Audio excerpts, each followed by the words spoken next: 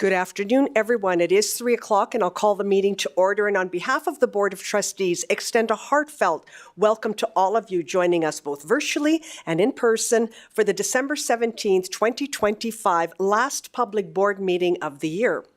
We're proud to celebrate and acknowledge special guests, principals, assistant principals, and division staff who are either joining us for special recognition or simply to support the board at today's public board meeting, starting with Elizabeth McKay from Blessed Paul I and her principal, Roseanne Boutin, Lilia Suki from St. Brendan, and then we also have her principal, Gosha Berenger. To support Lilia's awards, we welcome Natalia Nayuvko. Nayuvko, is that correct? I want to be Ukrainian. The Ukrainian advisor from Alberta Education. I guess I'm never going to be hired to go there. We also have and we always have someone from the ATA here, and sure enough, just like clockwork, we have our Vice President, Owen Holloway. I don't know if anyone else is joining us, but Owen, please share our best regards with them should they come. And of course, from our Lumen Christi Division staff, senior leadership, and other division staff and community guests.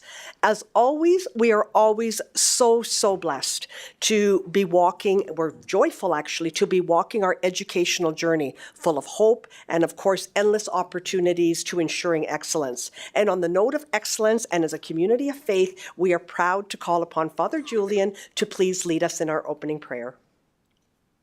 And I don't know how many of you noticed, but look at this, don't we have beautiful furniture? And Father Julian gets a beautiful podium.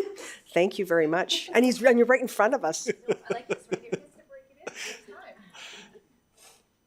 Good afternoon, Madam Chair Palazzo, Chief Superintendent Anderson, Trustees, brothers and sisters in Christ. Let us begin, as we always do in a Christian Catholic tradition, with God's great sign of love for all of us. In the name of the Father, and of the Son, and of the Holy Spirit. Amen. The Lord be with you. And with your spirit. A reading from the Holy Gospel according to Matthew. Glory to you, Lord. An account of the genealogy of Jesus the Messiah, the son of David, the son of Abraham. Abraham was the father of Isaac, Isaac the father of Jacob, Jacob the father of Judah and his brothers, Judah the father of Perez and Zerah by Tamar, Perez the father of Hezron, and Hezron the father of Aram, Aram the father of Aminadab, Aminadab the father of Nechshon, and Nechshon the father of Salmon, and Salmon the father of Boaz, of Rahab, Boaz the father of Obed by Ruth, Obed the father of Jesse, and Jesse the father of King David. And David was the father of Solomon by the wife of Uriah, Solomon the father of Rehoboam, Rehoboam the father of Abijah, Abijah the father of Asaph, Asaph the father of Jehoshaphat, Jehoshaphat the father of Joram, Joram the father of Uzziah, and Uzziah the father of Jotham, Jotham the father of Ahaz, Ahaz the father of Hezekiah, Hezekiah the father of Manasseh, Manasseh the father of Amos, the father of Josiah, and Josiah the father of Jeconiah and his brothers, at the time of the deportation to Babylon. And after the deportation to Babylon, Jeconiah was the father of Salathiel, Salathiel the father of Zerubbabel, Zerubbabel the father of Abiud, Abiud the father of Eliakim, Eliakim the father of Azor, Azor the father of Zadok, and Zadok the father of Akim, Akim the father of Eliud, and Eliud the father of Eleazar, Eleazar the father of Mathan, Mathan the father of Jacob, and Jacob the father of Joseph, the husband of Mary, of whom Jesus was born, who is called the Messiah. So all the generations from Abraham to David are 14 generations, and from David to the deportation to Babylon, 14 generations, and from the deportation to Babylon to the Messiah, 14 generations. The Gospel of the Lord. Praise to you, Lord Jesus Christ. Brothers and sisters, at first glance, today's Gospel may seem like the kind of passage we are tempted maybe to skip sometimes, or tune out. First of all, a long list of names, and many very unfamiliar, and some hard to pronounce even. And yet the church places this genealogy at the very beginning of the gospel for a reason. This is how the Gospel of Matthew begins, and it is the reading assigned to us today. Before Jesus speaks a single word, before he works a miracle or calls his disciples, Matthew tells us who he comes from. Who he comes from. God chooses to enter history not as an idea or a myth, but as a person with ancestors, with a family tree that is sometimes messy, complicated, but very human.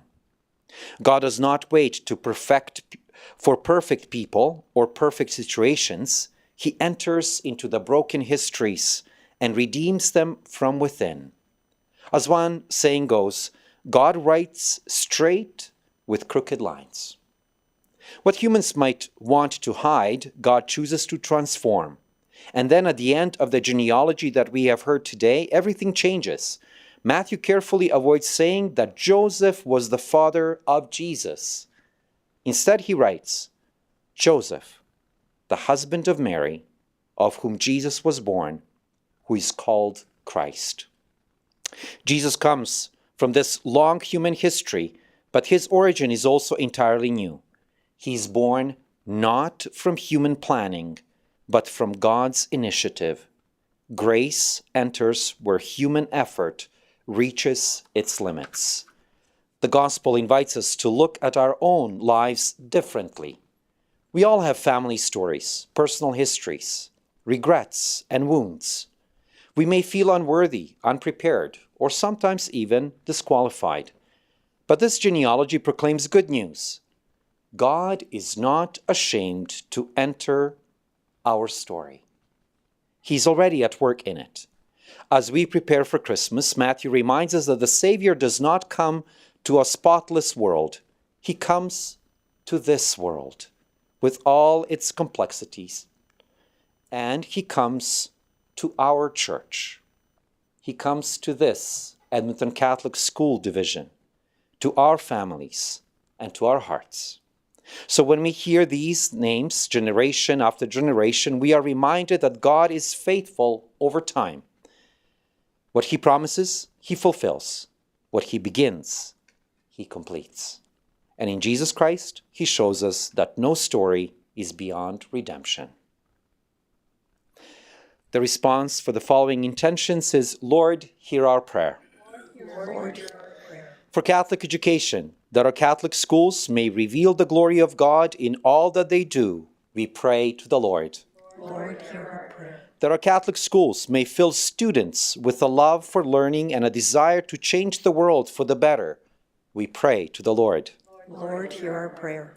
That all our teachers, staff, administrators, and trustees in the Edmonton Catholic schools may be strengthened for their important task in our world and be blessed with God's abundant mercy, we pray to the Lord.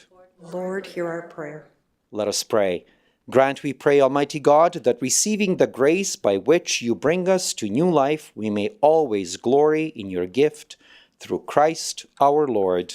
Amen. The Lord be with you. With your spirit. And may the blessing of the Lord be upon you with his grace and love for all of us. In the name of the Father, the Son, and the Holy Spirit. Amen. Thank you. Thank you, Father Julian. You know, Father Julian, we are so grateful. Your background in Ukrainian, of course, your relationship with the eparchy, the fact that we are recognizing the best teacher of the Ukrainian Language Award. But you know what I'm really grateful for? That I didn't have to read all those names and that I didn't have to enunciate them. So thank you. This is why you're considered the expert. Thank you always for your guidance, your inspiration, and your faith leadership. You are a champion of Edmonton Catholic Schools, and we're so blessed to have you. Thank you. We will now move on to 1.2, and we'll call upon Trustee Ingle to please read our land acknowledgement. Thank you, and I think there was no trustee up here that wasn't. Trustee Ingle, I'm just going to get you to put yourself in queue, if you may, please. Thank you. Go ahead, please. I think we were all happy we dodged the bullet of those names. I was, oh my goodness. We acknowledge that we are on the traditional land of Treaty 6 and homeland of the Métis. We also acknowledge the Inuit and other diverse Indigenous peoples whose ancestors have marked this territory for centuries. a place that has welcomed many peoples from around the world to make their home here. We at Edmonton Catholic Schools commit to restoring and honoring the Truth and Reconciliation calls to action. We strongly believe that truth must be acknowledged to move forward to reconciliation. Together, we call upon all our collective communities to build a stronger understanding of all peoples who dwell on this land we call home. Thank you very much, Trustee Engel. Next on the agenda is 1.3, and we'll note for the record that all trustees are present.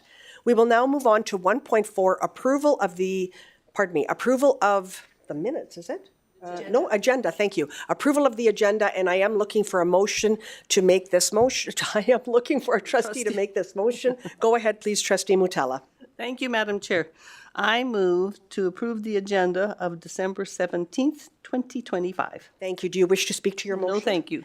Thank you. And seeing no one else in queue, we will now call the vote.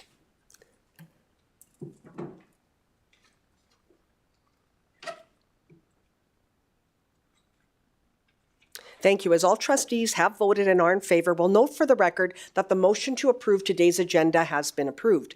We'll now move on to approval of the minutes, 1.5.1, and we are looking for a motion to approve the minutes of our regular board meeting of November 26, 2025.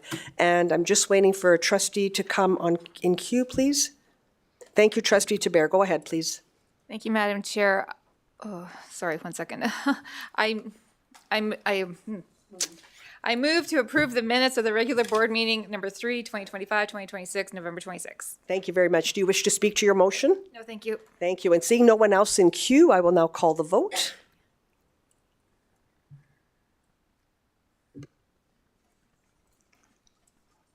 There we have it. As all trustees have voted and are in favor, we will note for the record that the motion to approve the regular board meeting of November 26, 2025 is carried. We will now move on to 1.5.2, and as there are no matters arising from the minutes, we'll move on to a celebratory appointment recognition here. 1.6.1, King Charles III Coronation Medal, Elizabeth McKay, and we'll turn it over to you, Chief Superintendent Anderson. Thank you, Madam Chair, and good afternoon, trustees and guests joining us. So the King Charles III Coronation Medal commemorates His Majesty King Charles III's coronation, which took place on May 7th, 2023.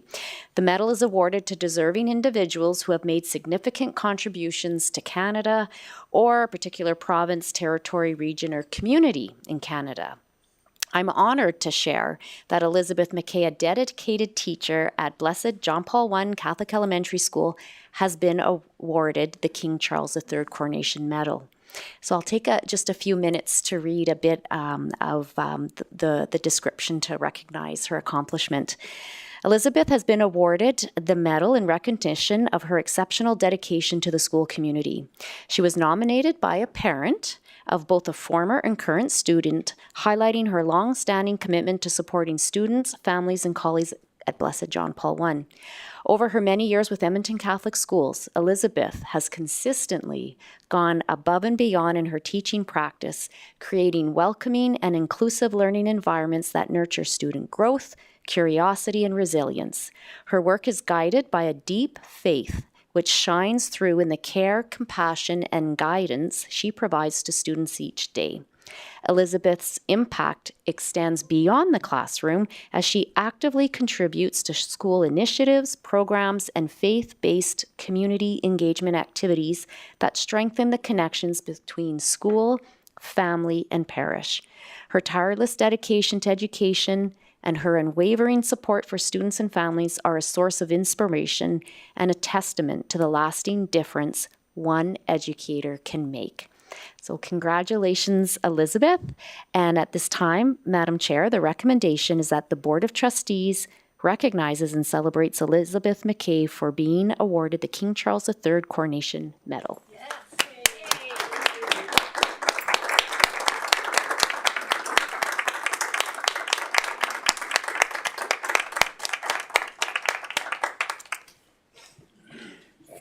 Thank you very much, Chief Superintendent Anderson, for bringing this forward. And of course, congratulations to you, Elizabeth, for being honored with this prestigious award. Now, before I say a little bit more about you, I was observing you. And you know, I think it's the humility in you that's the most beautiful thing about you. Because you didn't know what to do with yourself. You were just kind of looking around thinking, oh my God, they're talking about me. But you know, that's a gift. It's a gift, and probably one of the reasons that this family is recognizing and nominated you. And we are so proud. Because it's not about you. It's obviously about your students and about this division and your vocation. And I want to applaud you for that. I know that your principal was sitting there and she was just smiling from ear to ear. And she was so proud. So to the both of you, congratulations for supporting one another and for continuing to do what you do for these children. You know, this long-standing commitment, I believe this is what was shared, long-standing commitment to supporting students, families, and colleagues is so important. It's so much more, in fact, it's so impactful. The fact that your many years of service with Edmonton Catholic schools is highlighted as you consistently going above and beyond your teaching practice. Like, that's something that you need to be so proud of. I am, and I'm not even at your school. But just to think that you are part of Edmonton Catholic truly makes us proud. And so, once again, thank you for your outstanding service and dedication, for your unwavering commitment to leadership and your meaningful impact in everything that you do at your school, and for achieving the higher standard of excellence. I asked her earlier where her crown was, and she said, oh, I could never wear that, you know, and again, a sign of her humility. Thank you for your kindness, your integrity, and purpose. And so on behalf of Edmonton Catholic Schools, we are proud to celebrate your remarkable achievements, and we share heartfelt appreciation for your extraordinary contributions. And I don't even want to get to reading the recommendation. I'm kind of stuttering here, but I do want to open it up to my colleagues. There's already so many of them in queue. But of course, I always like to steal the show, but I do need to give them a chance. So bear with us. First in queue is Trustee Tiber. Go ahead, please. Thank you, Madam Chair. So first of all, I am so excited to know another amazing Edmonton Catholic School family member who is honored and recognized for being a dedicated teacher and commitment to the community of Ward 77. Ward 77. But, you know, it was interesting hearing the reading today because that long list of names of different people, different generations, it reminded me of you. I was just switching out the names of all the students that would have gone to John Paul I over the time that you've touched. And I think it's such an honor to congratulate you and to know, you know, the beautiful community of John Paul I. It's a small little school, and it's a school that, you know, really needs the love and knows the students. And this award is that connection to being able to know the community is so lucky to have you there. And I'm sure the stories that come along with being recognized of this kind of honor and caliber, it's truly, it's incredible honor. So wear your crown proudly and make sure that you do take that out and shine the medal up every once in a while, but it's well-deserved. So congratulations and thank you for everything you do for our community. Now, I should have known she was going to mention Ward 77. But that being said, you're right. Trustee Tiber, you are one of the, we need to bow to you as well today. So that being said, I will now turn it to Trustee Mutala, who's next in queue. Go ahead, please. Thank you, Madam Chair. And I just want to say a big congratulations and thank you for all your hard work and dedication, because this is a very prestigious award, and we are just so happy that you have been recognized for all your hard work and dedication to all, and your family commitments to all of our students and staff there as well. Thank you. Thank you very much, Trustee Mutala. Next in queue is Trustee Ingle. Go ahead, please. Thank you very much, Madam Chair. Ms. McKay, there's probably, I don't know if you've ever seen that movie where someone was able to go back in time and see all the ways he affected people's lives. I think that'd be neat for a teacher, especially an award-winning teacher such as yourself, because you'll probably never know how many lives you've touched or how many differences you've made in the lives of people. And I was thinking when I was going through my package of all the awards that I remember, like the medals, like the prestigious ones like you've just been awarded, I don't think it's ever been a multi-generational family of students that's nominated a teacher.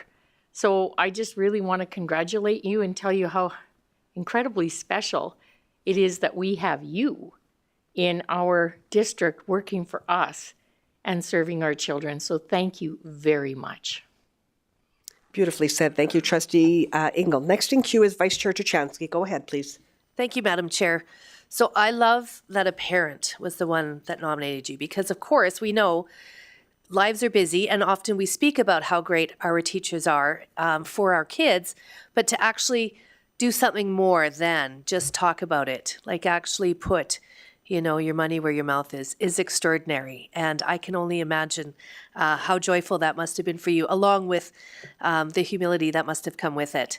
That is pretty extraordinary. And the fact, when I was reading it, I loved some of the words that they used, the guidance, right? When I think of what teachers are and how much of a mentor they are to their students, it was extraordinary. And your faith with the family, homeschool, parish contact, because again, a lot of the faith comes through our schools now and our staff that emulate that for our students. So you are certainly a gift to the students, to their families, the community, and of course, to the division. And we're certainly grateful you are with us and even more grateful that you were recognized with the medal.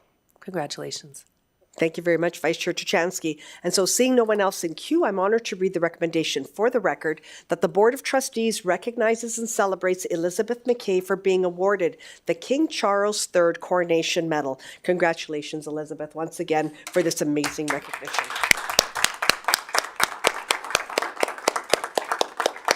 It's not every day we celebrate leaders and champions of hope in our division, I just want you to know, but well deserved. We'll now move on to another great news story that we're extremely proud of. 1.6.2, recognition of the winner for the best teacher of the Language Abroad Award, Lilia Suki, and we'll turn it back over to you, Chief Superintendent Anderson. Thank you, Madam Chair. So we are delighted. We have more to celebrate. So just for background, established in 2014 by the Ministry of Education and Science of Ukraine, the international competition, The Best Teacher of Ukrainian Abroad, recognizes outstanding teachers of the Ukrainian language working abroad. Organized by the Ministry of Education, the annual competition highlights excellence in teaching, promotes innovation and student-centered methodologies, and strengthens Ukrainian education globally. Teachers compete in two categories, elementary school and high school. Following a two-stage process, candidates are evaluated on methodological rigor, creativity, classroom performance, and effective use of technology. So it is very rigorous. And we are delighted that this year's first place award for secondary school teacher goes to Lilia Suki, Ukrainian language teacher at St. Brendan's Catholic Elementary Junior High School. And so for background, Lilia's teaching approach stands out because she combines culture, creativity, and language learning in a way that helps every student experience joy and success. Her students do more than complete assignments. They explore meaningful traditions, compare cultural perspectives, and transform their learning into creative projects that reflect their understanding and imagination. Lilia fosters an environment where teamwork feels natural. Students collaborate to create visual projects and prepare presentations and participate in group activities that build confidence and strengthen their communication skills, which we know in language learning is so important. And so we wish to congratulate you, Lilia, and Madam Chair. It is our recommendation that the Board of Trustees recognizes and celebrates Lilia Suki for being named the winner of the Best Teacher of Ukrainian Language Abroad Award recipient.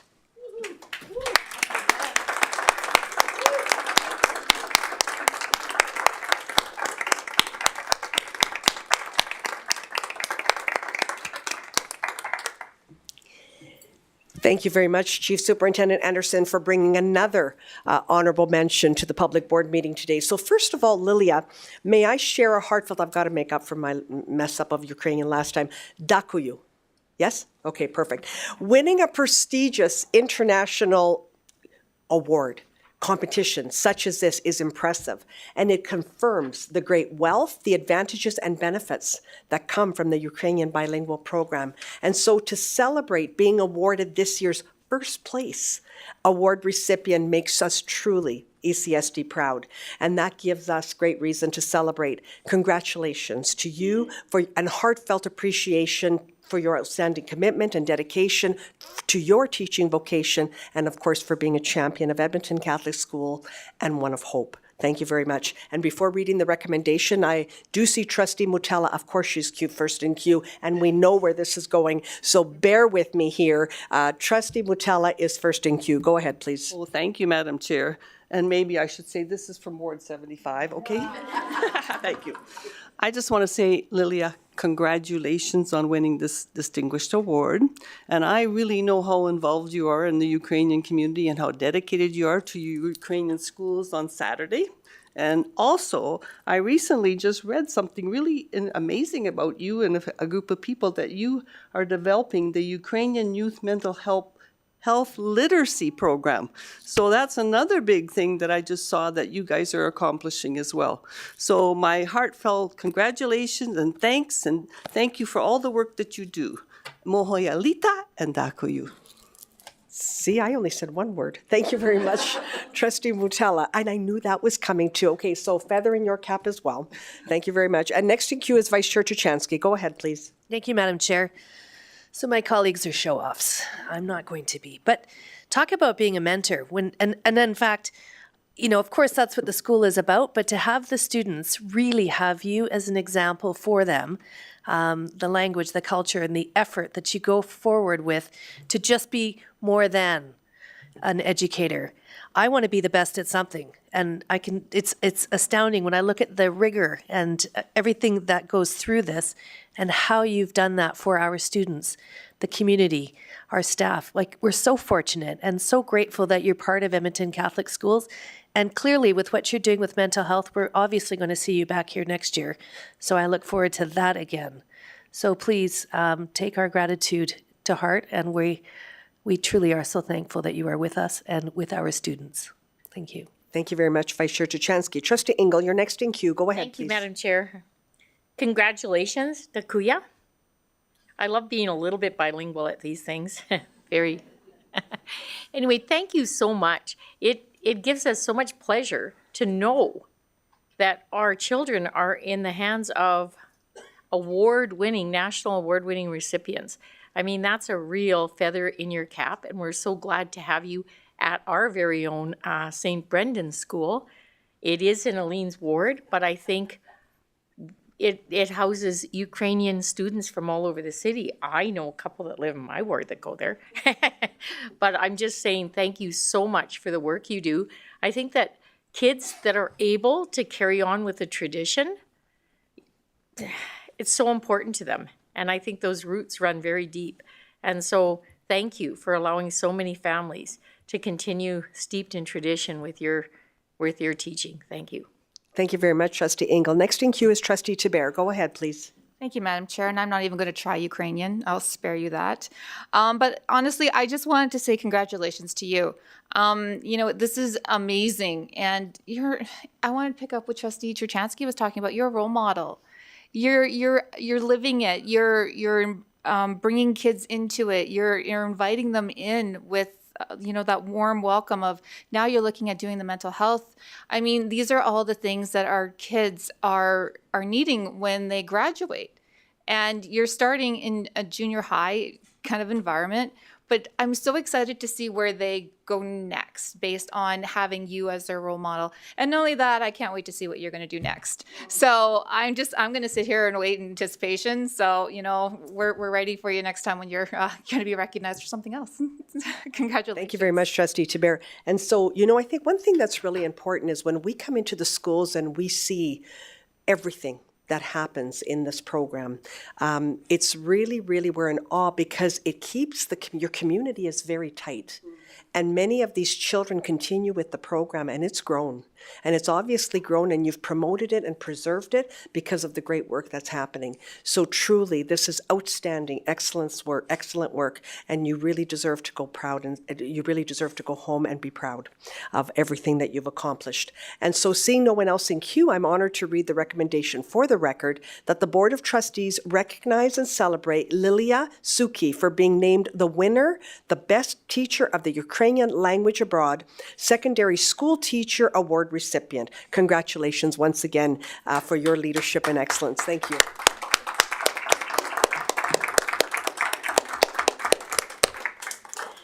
So after a celebratory opening to our public board meeting, I once again wish to thank all of our invited guests and out of courtesy provide them the opportunity to stay, of course, for the remainder of the meeting. It's long. Should you have a burning desire to do so, I know Owen will.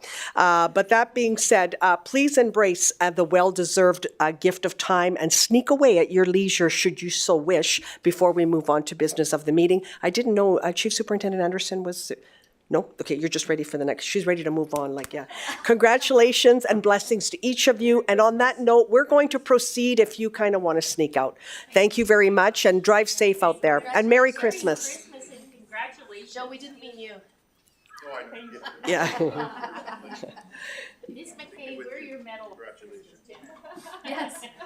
It's in my pocket. Yeah. Aw, you should have worn it. You should have.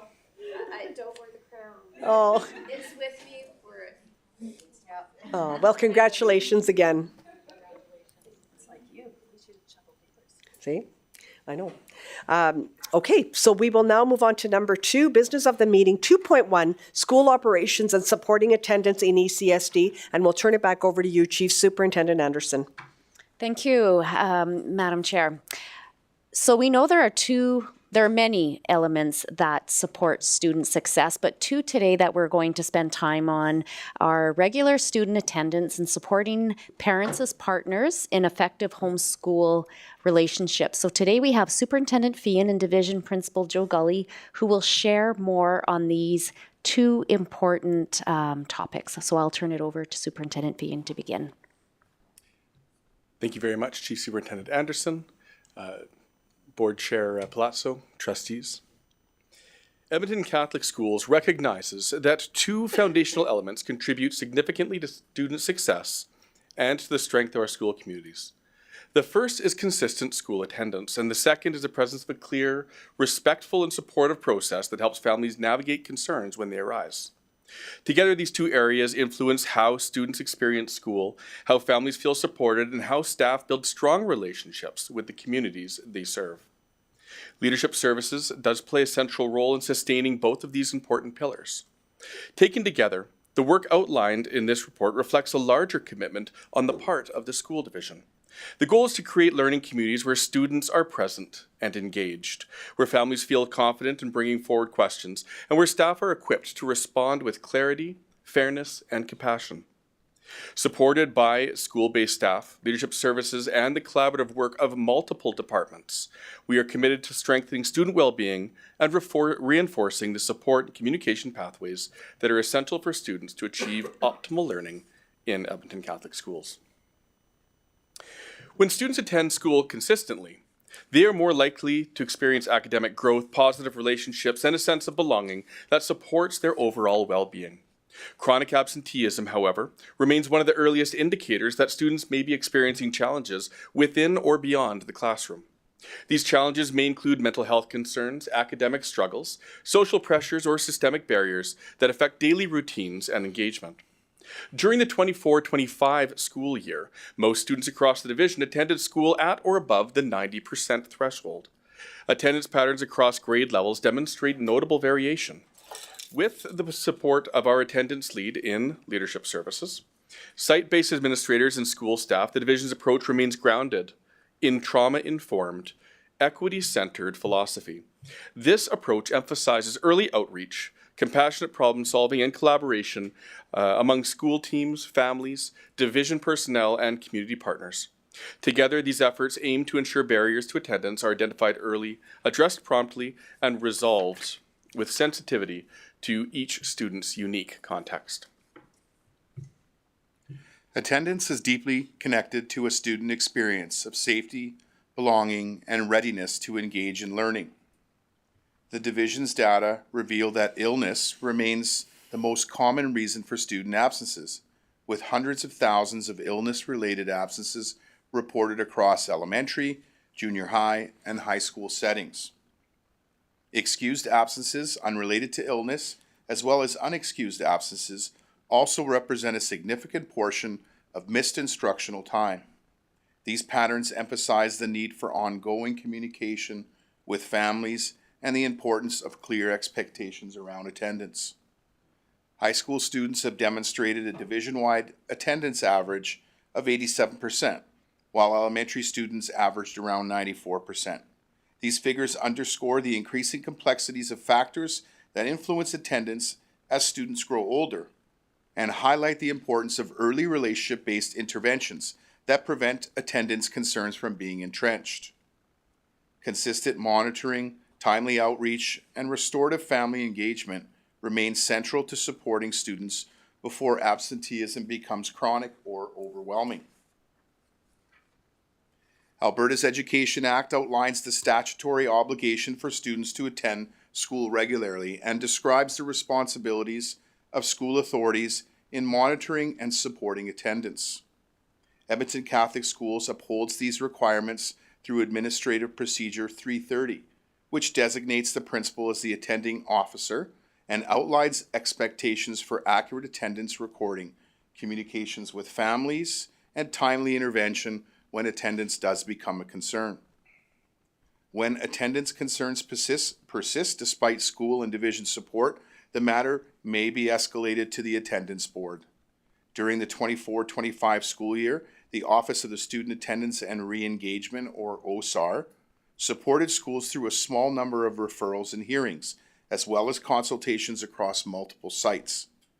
Court escalations were infrequent, and recent OSAR data and feedback from principal engagement provide a clear picture of how schools are addressing attendance challenges and where improvements are needed. And the numbers tell an encouraging story. In addition, OSAR facilitated 19 consultations across 8 schools, reflecting a strong commitment to early intervention and collaborative problem solving. Power School and Safe Arrival continue to provide accurate and timely attendance information, allowing teachers, school leaders, and families to remain informed.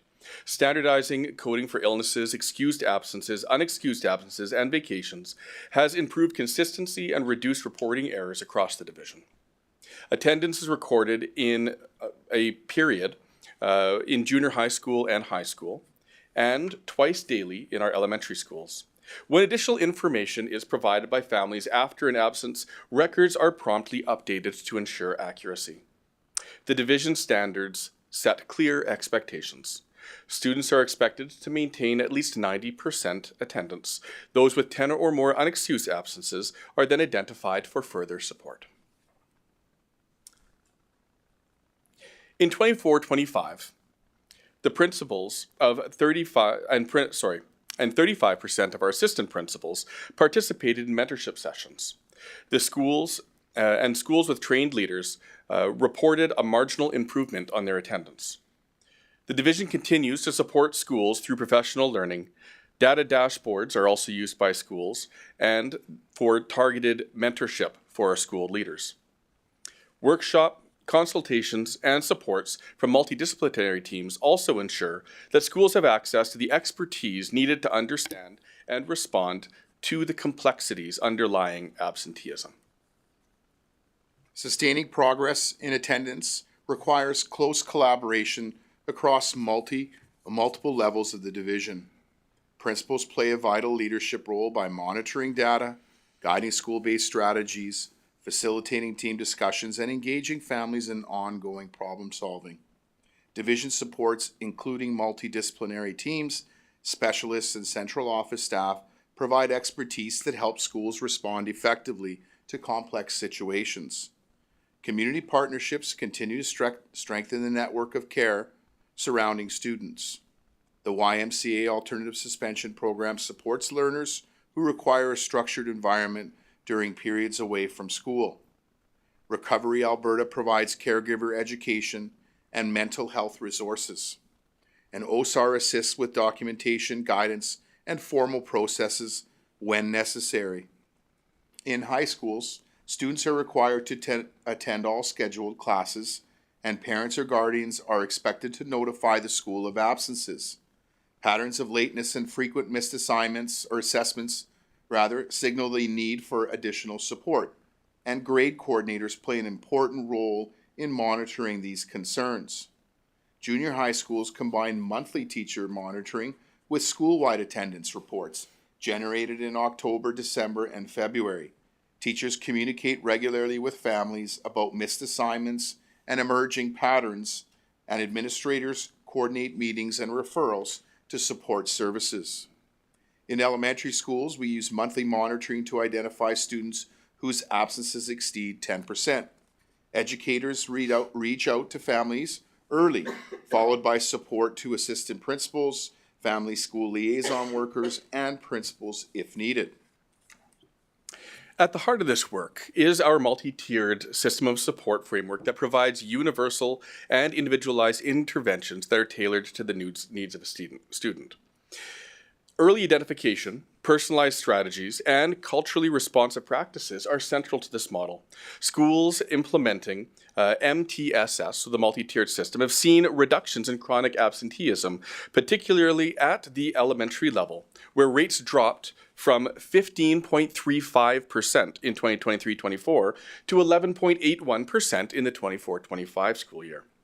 At the first tier, also known as the universal tier, schools focus on creating a welcoming environment where students feel valued and connected, and staff invest time in building relationships, establishing routines, and promoting school belonging.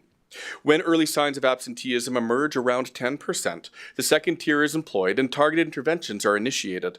Teachers reach out to families, work collaboratively to understand underlying issues, and engage resources such as inclusive education consultants, family school liaison workers, and mental health supports. At the third tier, students experiencing significant attendance challenges receive individualized wraparound support. Trusted adults maintain regular contact. Mental health providers offer counseling, and FSLWs work directly with the families to address any underlying barriers. Partnerships with external agencies, including Recovery Alberta, Child and Family Services, and our school resource officers, provide an additional layer of support for these students. When absenteeism persists despite these efforts, schools then collaborate with leadership services and our attendance lead to determine whether a referral to the attendance board is now appropriate. Professional learning this year focused on strengthening relationships, enhancing cultural understanding, and deepening restorative practices. Staff engaged in targeted sessions designed to build capacity and foster a shared commitment to equity across the division. Sessions included allyship, restorative approaches, family engagement, and the importance of trust, identity, and belonging. Culturally grounded practices honor essentially is a support for students when we identify their attendance. Culturally respectful communications, flexible meeting times, and supportive relationships play a significant role in strengthening trust. When students feel seen, valued, and supported, they are more likely to attend consistently and participate actively in their learning. For example, when supporting positive attendance among Indigenous students, schools work closely with Indigenous Learning Services and the Braided Journeys program and external partners to ensure the supports that honor cultural traditions, family structures, and ways of knowing. This includes creating welcoming environments, addressing practical barriers such as transportation, access to food or supplies, and offer learning experiences that reflect students' history, interests, and perspectives. Moving forward, attendance practices will continue to center on interdepartmental and school collaboration, strengthening relationships, refining school-based process, enhancing professional learning, and addressing systematic factors that influence attendance. Through collective commitment and a focus on compassion and accountability, the division will continue to foster environments where every student feels supported, welcomed, prepared, and succeeded academically, socially, and spiritually. And now for our respectful resolution processes. Our school division affirms its commitment to welcoming, caring, respectful, and safe learning communities. When families bring their concerns forward, parents are offered a very clear and consistent pathway to resolve and raise a concern, receive acknowledgement, and understand the next steps. This includes knowing who will respond, how the information will be reviewed, and when follow-up will occur. These practices reflect the Division's commitment to engaging families in ways that honor dignity, promote trust, and support the well-being of students. Administrative Procedure 152, dealing with parent-school conflict management, provides the foundation for the Division's approach to parent-school conflict. The procedure outlines ethical expectations for every interaction and is grounded in 3 central beliefs. The first is that conflict resolution must be ethical and focused on the needs of the student, the family, staff members, and the school community. The second is that concerns should be approached proactively. This means inviting early conversations before issues escalate. The third belief is that solutions must prioritize the best interest of students, individual schools, and the Division. In practical terms, school staff support parents by clarifying the specific concern, identifying desired outcomes, and determining what evidence or information needs to be reviewed. Effective conflict resolution relies on clear communication, mutual respect, and timely action. AP 152 provides guiding principles to support families and staff in addressing concerns constructively and collaboratively.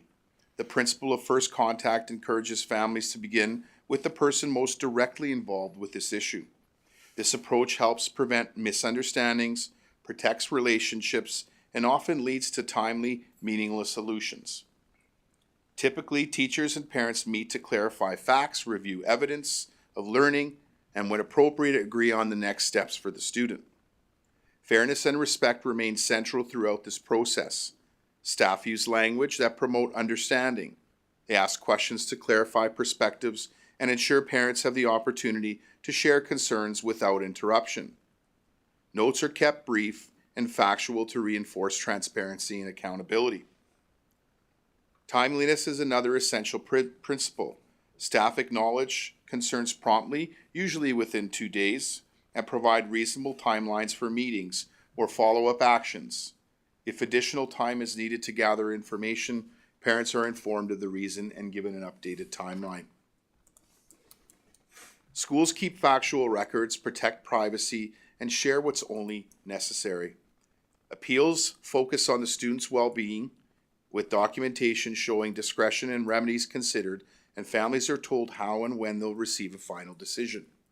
Most issues are resolved within the classroom, with the classroom teacher rather, but if needed, the principal will meet with the parents to review information and create a fair plan. If concerns involve administration or can't be resolved at school, families may contact leadership services for support. Throughout the process, communications stay respectful, solution-focused, and they center on student. In support of the conflict resolution practices at our school sites, our division provides ongoing formation for school leaders to ensure responses to conflict reflect the clarity, compassion, and fairness that is expected. Training emphasizes effective communication, conflict management strategies, and the importance of creating psychological safety during these meetings. The division's communication process ensures that concerns raised by parents, students, and community members are received promptly, handled at the most appropriate level, and escalated when necessary. Concerns are typically brought forward in an escalating fashion if the parent or guardian feels it has not been sufficiently addressed at the previous step. When a concern begins at the school level, staff address it directly and with the person most connected to the matter. If additional support is required, the principal engages leadership services, division principals for advice, mediation, coaching, and proactive planning. Division principals act as a first division level contact for complex appeals, ensuring documentation is complete, timelines are monitored, and communication that remains student-centered and respectful. If a parent remains dissatisfied, the conversation is addressed at the next level of support. Before any high-stakes meetings, principals will provide information as what is going to be shared, such as relevant documents, or outline the purpose of the meeting. This preparation creates transparency and invites shared understanding. So during meetings, Principals and division principals will restate the purpose, establish norms, and promote respectful dialogue, and ensure that everyone has the opportunity to speak. Plans developed during these conversations identify responsibilities, timeline, and follow-up processes. Tools are drawn from resources such as fierce conversations or crucial conversations and applied within the context of our Administrative Procedure 152. Techniques that help surface assumptions, clarify facts, or create psychological safety are used in ways that emphasize first contact, charitable dialogue, and the student's best interest. These tools do not replace division procedures, but support principals in the values-based dialogue. So when concerns become complex or emotions run high, Edmonton Catholic Schools supports our administrators and families through facilitated conversations. Division representatives serve as neutral guides, helping both parties share perspectives, clarify concerns, and work collaboratively towards solutions. Their involvement promotes fairness, reduces tension, and keeps discussions constructive. Effective family-school conflict management practices strengthen trust between families and schools and reflects the division's commitment to resolving conflicts ethically, collaboratively, and with the student's well-being at its center. And now back to you, Chief Superintendent Anderson. Thank you, Superintendent Fian and Division Principal Gully, as well as the entire Leadership Services team who are instrumental in supporting school-based staff, as well as collaborating with various departments to strengthen the student well-being, which impacts attendance, and as well in having effective processes to support all our families. And so our recommendation is that based on the evidence provided in supporting attendance and family school conflict management in ECSD update, the Board of Trustees determines that the following quality indicators have been met as per Board Policy 12 Appendix B relative to the current evaluation period. Quality Indicator 3.3 ensures that schools address attendance concerns, and Quality Indicator 10.2 ensures supports and services are in place to manage conflict effectively. Thank you very much, Chief Superintendent Anderson, and thank you. Commendations to both Chief Superintendent Anderson, Superintendent Fian, Division Principal Gully, and of course the entire team. This is an excellent report, and the fact that you are emphasizing the importance of engagement and relationships is critical. Principals and staff are doing an amazing job in our schools, and we thank them for their continued commitment to engage students and families, which reinforces the understanding of what was shared here today, that consistent attendance is a key contributor to student success, and that clear supportive processes, which we obviously have down pat by what was shared here today, build the strong relationships that are essential to that success. And again, emphasizing those relationships are so critical. So I really thank you. I enjoyed every time I heard that. I thought, yeah, that's what it's about. That's what's going to get kids to school. That's what's going to get them to stay the entire day. And so we sincerely appreciate all of the interventions that take place. I know that you're very timely about getting back to parents, getting back to the board. So we really, really appreciate all of the work that's being done in your office as well. The procedures that we have in place, the collaborative efforts, the consistent supports that our students and families are receiving to ensure their success is extremely, extremely appreciated. It truly takes a village. I always say that. We always say that as a board. And Edmonton Catholic exemplifies that strong, unified community that works collectively to ensure that success.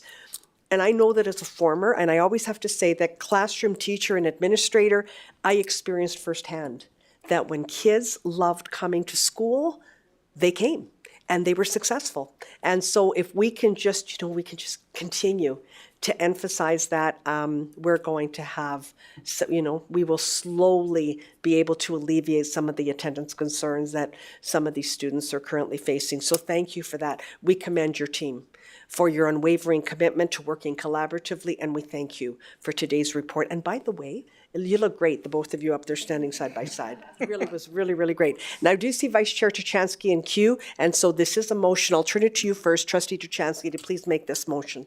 Thank you, Madam Chair. I'd like to make the motion that based on the evidence provided in the supporting attendance and family school conflict management in ECSD update, the Board of Trustees determines...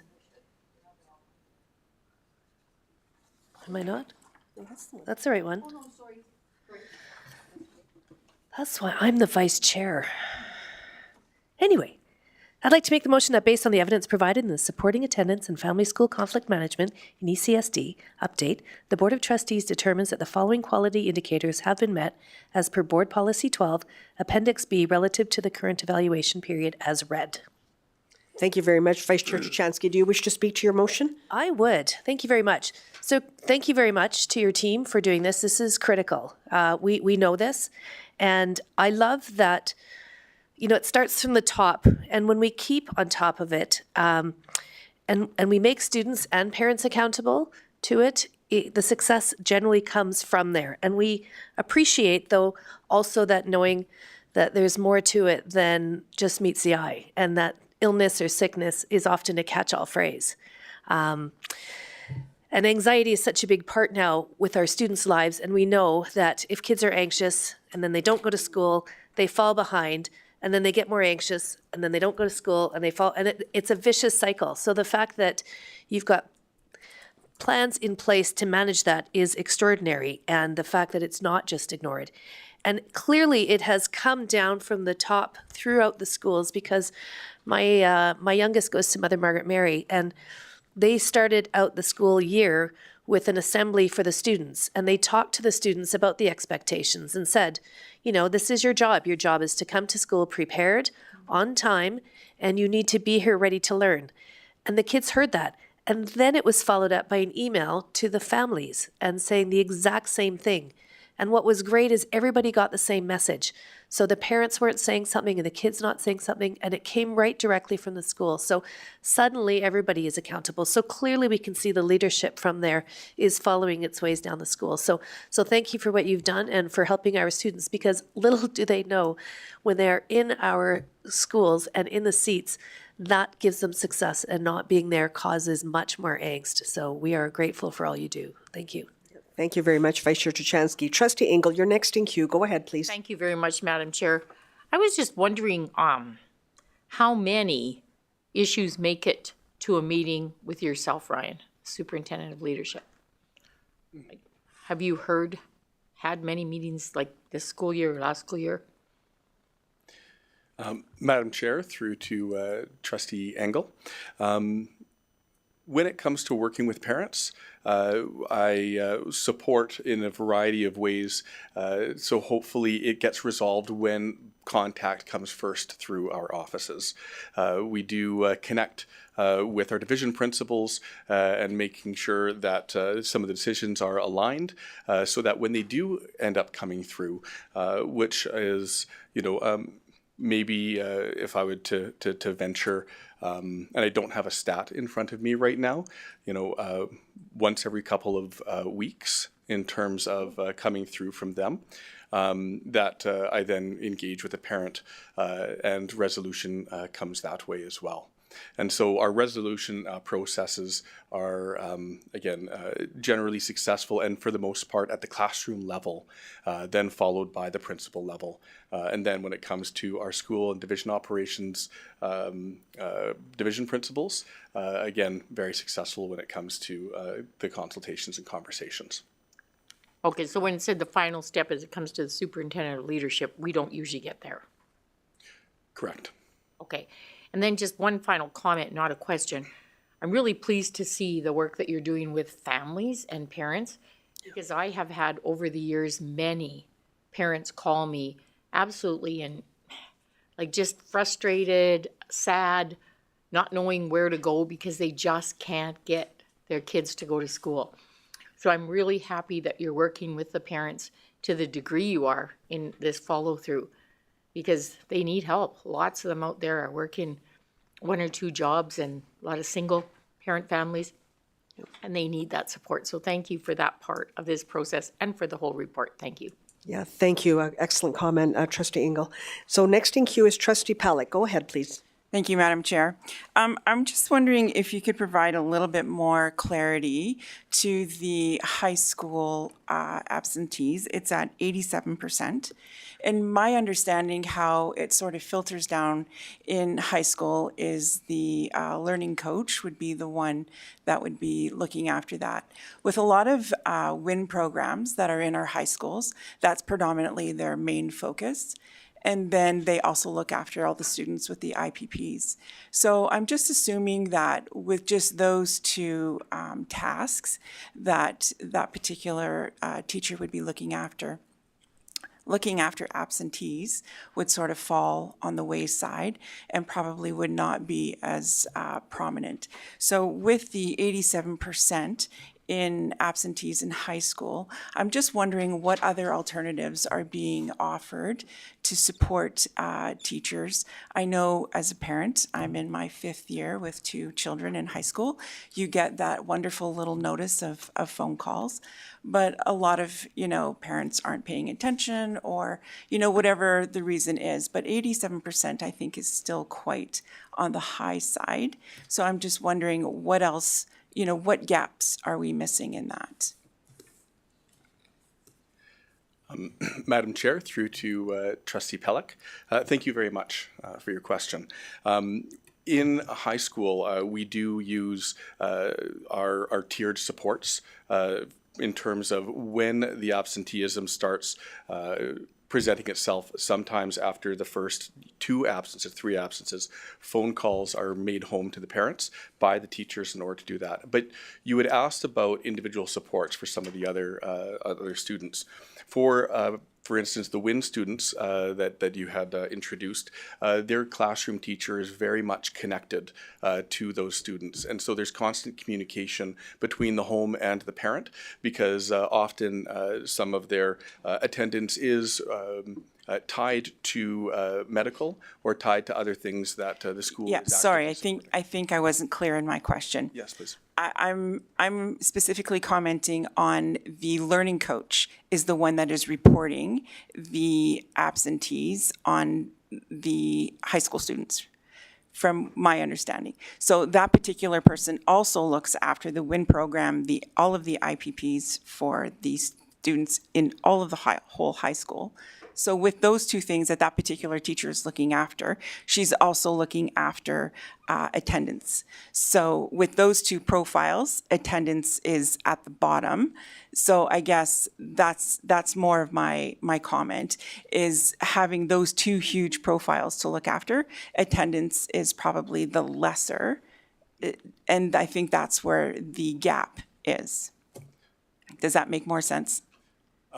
Madam Chair, through to Trustee Pellick. Thank you very much for the clarification.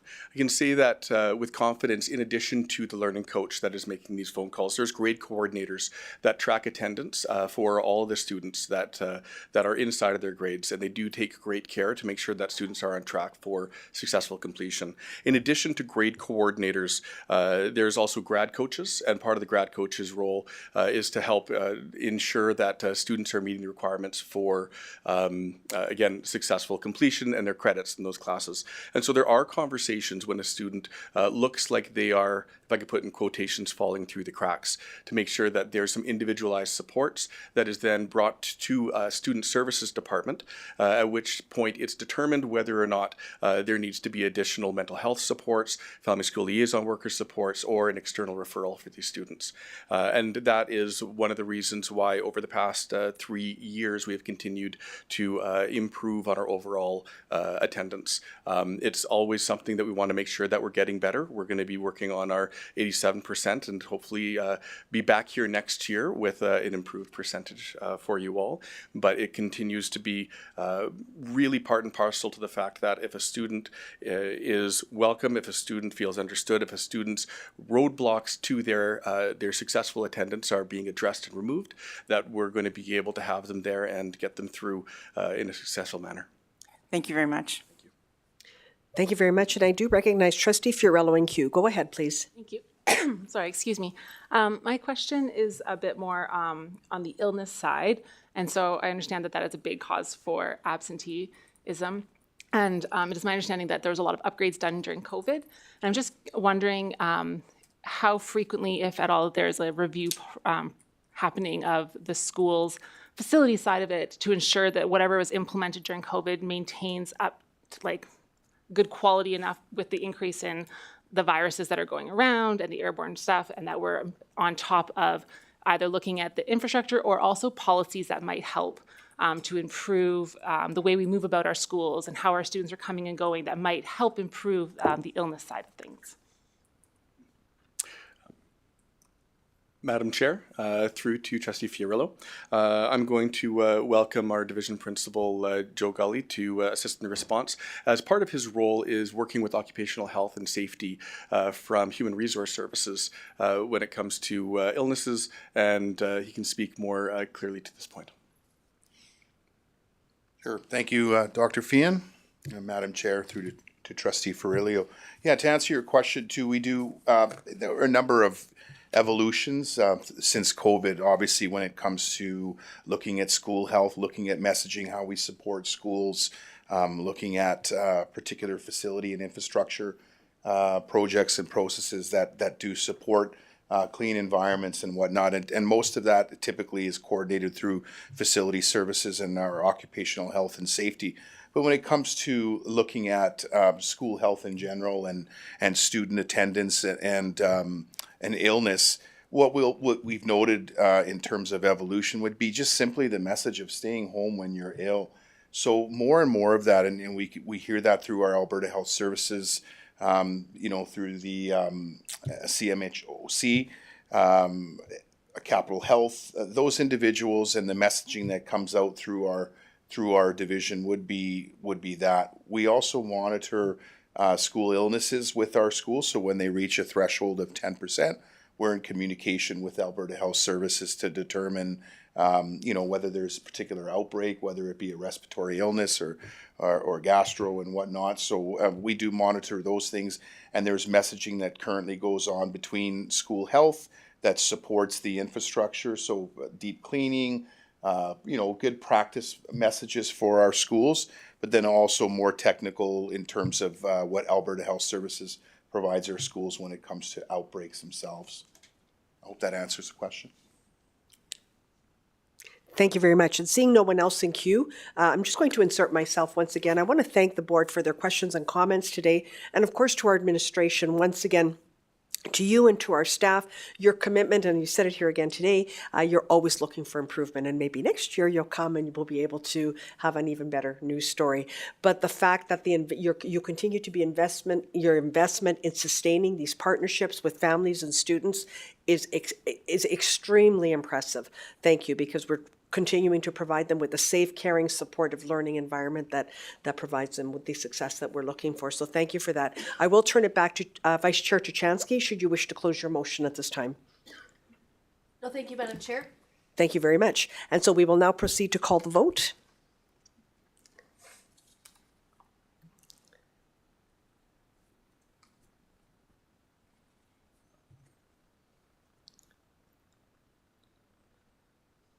Thank you. As all trustees have voted and are in favor, we'll note for the record that the motion is carried. Thank you very much to the both of you.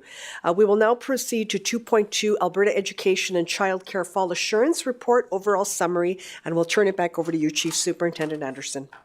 Thank you very much, Madam Chair. So, also known as AERR, this overall fall summary report. Am I on the right one? I'm not sure. Is this the one? Yep. Yep. That's it. No. Well, childcare fall assurance. That's the one before. 2.2. I have No, the AERR is 2.3. 2.2. 2.2. Yes, Education and childcare fall assurance. Yep. You said EER. Okay, that's fine. Thank you very much. And so in terms of our assurance in building public trust and confidence in the education system, that it is meeting the needs of students and enabling their success, we have a report that Superintendent Fian will share in terms of our assurance measures. So I'll turn it over to Superintendent Fian. Thank you very much, Chief Superintendent Anderson.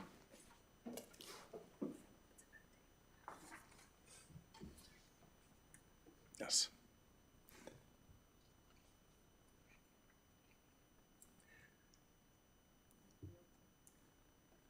Did you want to talk about elementary literacy and numeracy? I respectfully would defer that to my colleague, Superintendent Peterson. I guess they're the screener data experts, right? Yeah. Really, we don't want to hear from you. It's the storm, it's the blizzard. It could.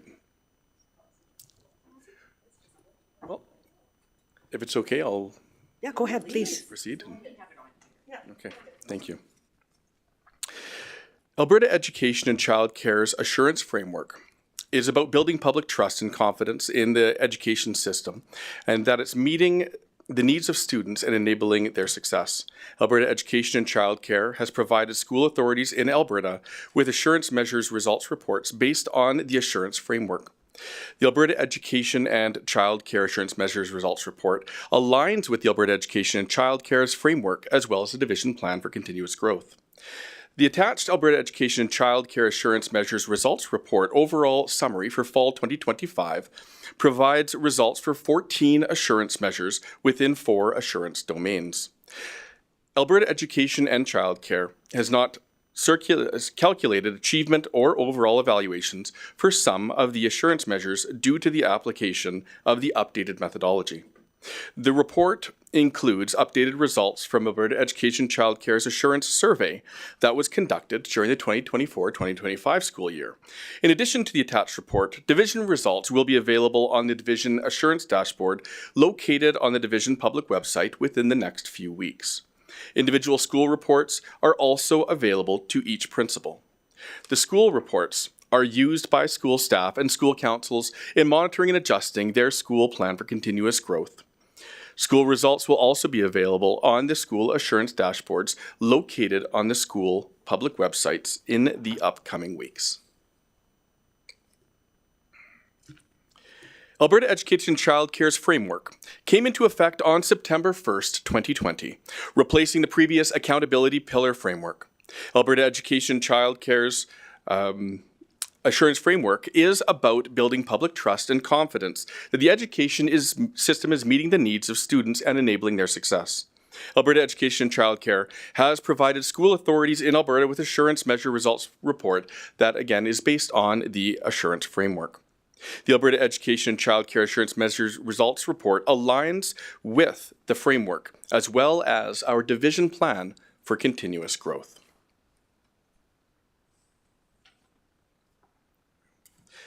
The Spring and Fall Assurance Measure Report on 2 different portions that make up the overall Fall Report.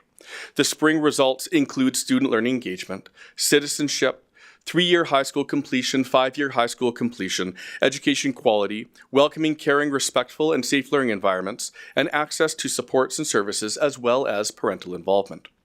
As the fall results include PAT 9 acceptable and PAT 9 excellence, as well as diploma acceptable and diploma excellence results.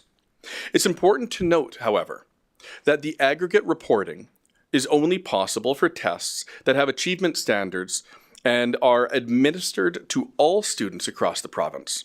As no grade 6 tests were administered in this fashion in the 2024-2025 school year, they did not meet this criteria, and grade 6 PAT measures results are not available.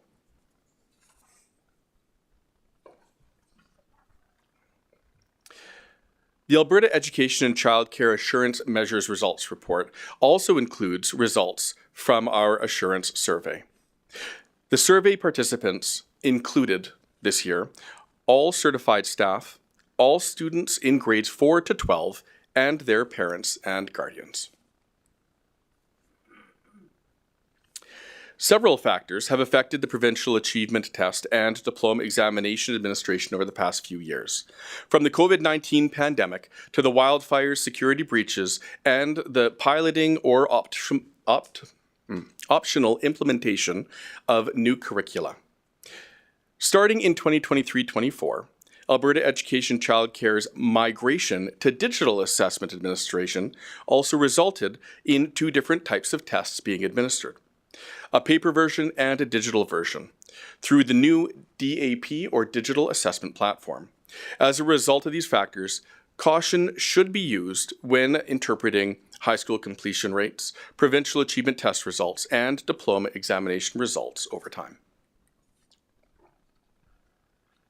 Here, you can see the results years that were used in the calculation of the assurance measures summary. What's important to note is that the previous 3-year average was calculated with a starting year of either 2020, 2021, or 2022, depending on the factors listed in the previous slide that impacted individual measure evaluations. Achievement evaluation is based on a comparison of current year data to a set of a standard which remains consistent over time. On this slide, you can see the range of values that were used to define the 5 achievement evaluations for each measure, with the red being very low to the blue being very high.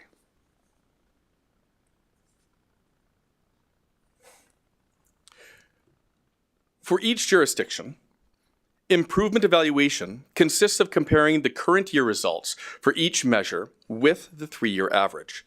The overall evaluation combines the achievement evaluation and the improvement evaluation as illustrated in the bottom table of this slide.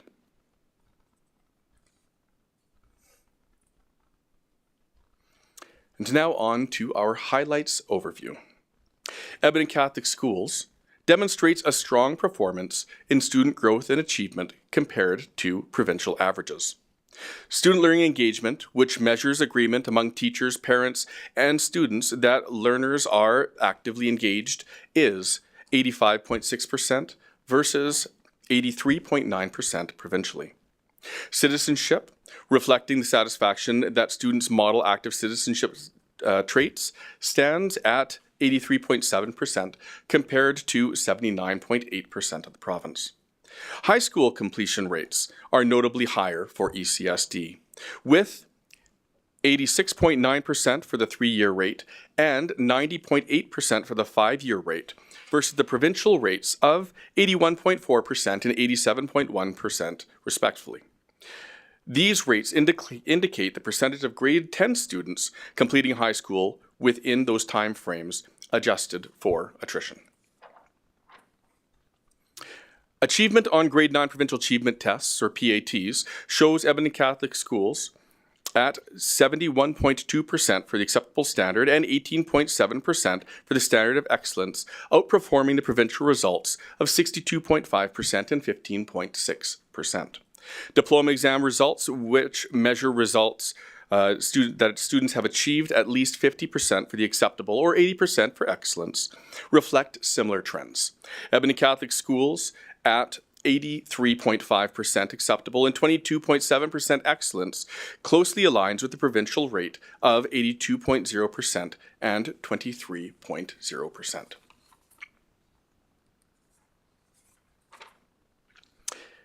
As you can see, we are largely in alignment with the province.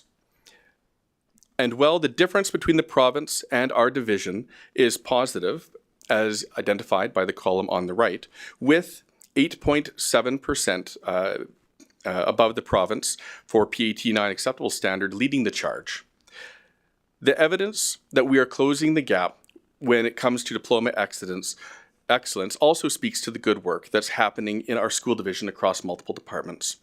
We are always aware that the gap between the province and the division, and we are focused on continuing to grow that gap through focused programming supports over the course of this school year.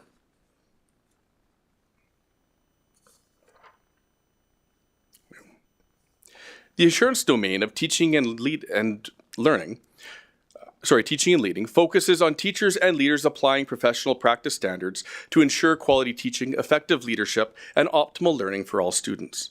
Success in this category is measured by education quality, the percentage of teachers, parents, and students satisfied with the overall quality of basic education.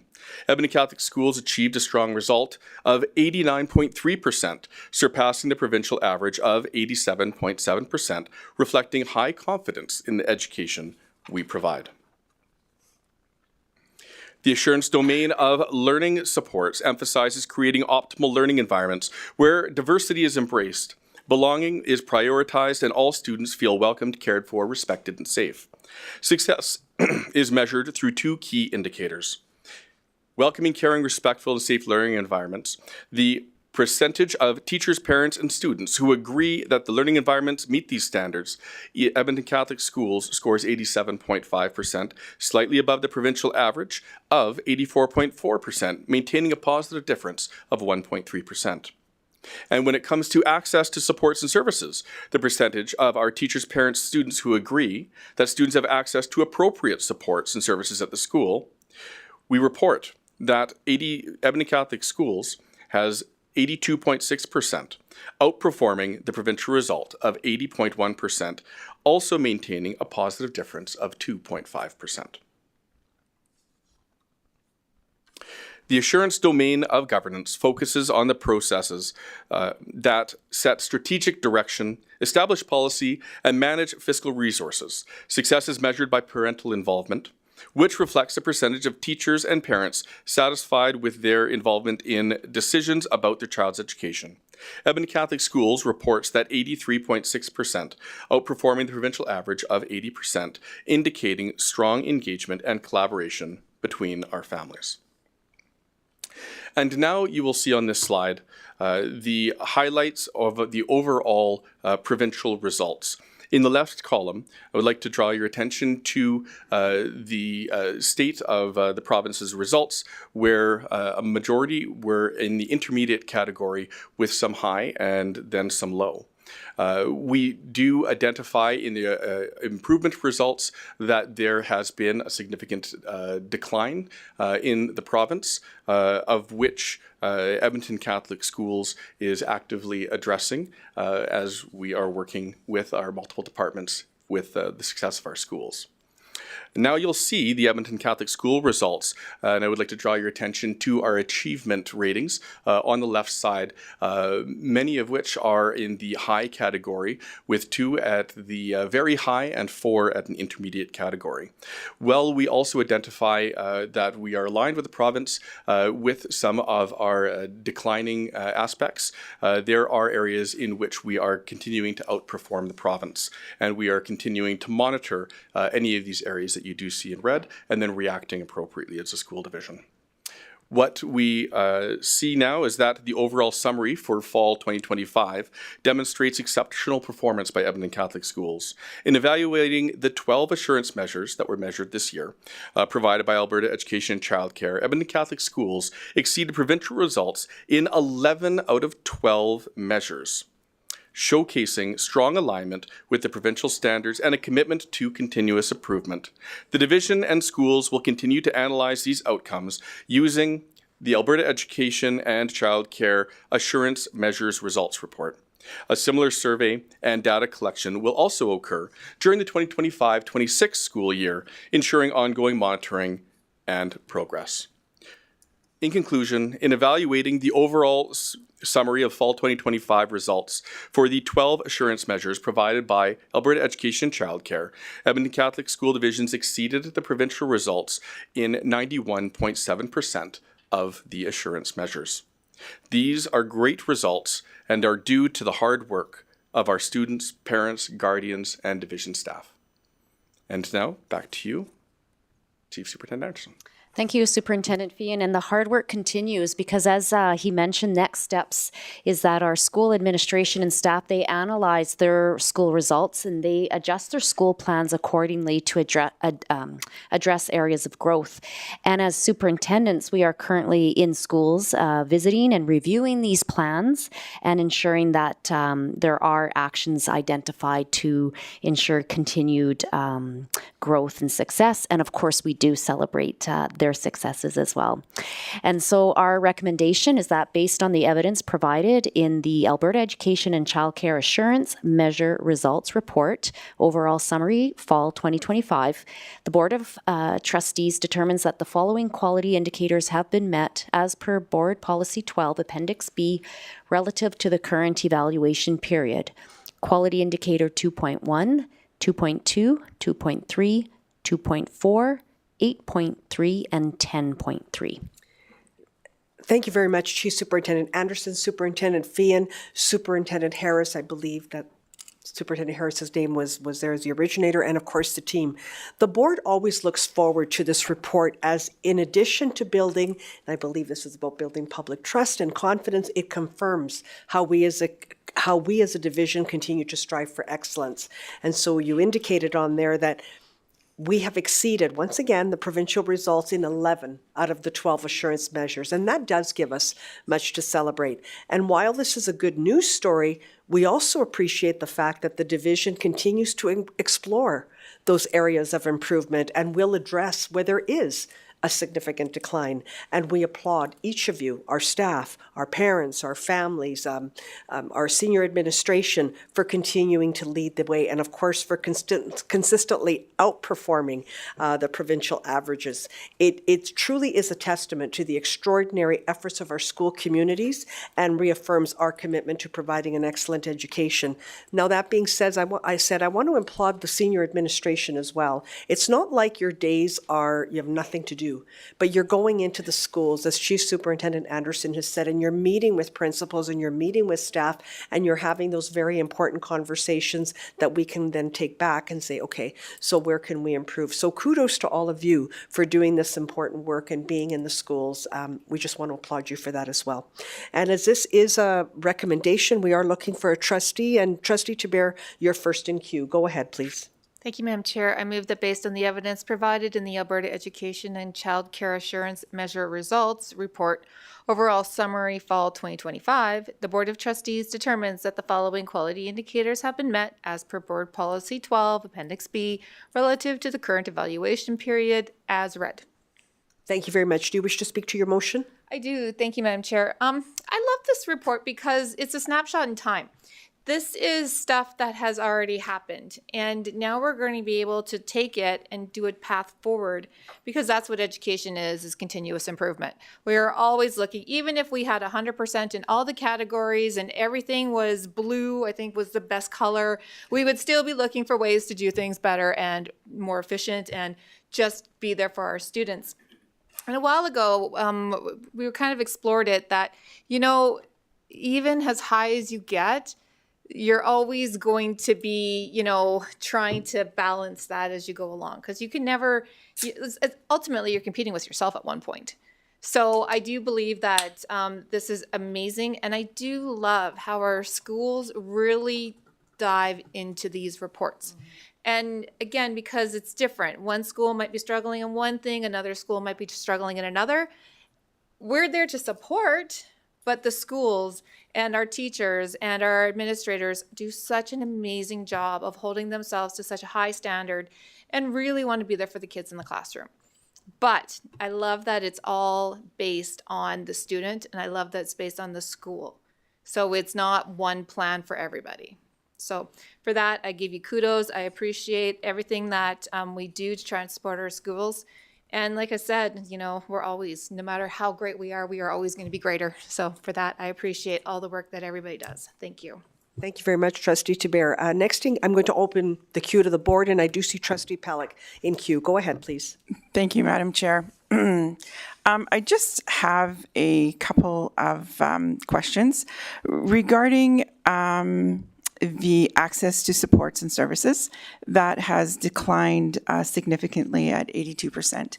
So exactly what sort of supports and services are not being able to be met by our students? And further to that, just wondering on the Fresh Start 4th and 5th year, I see that that's also in the decline as well.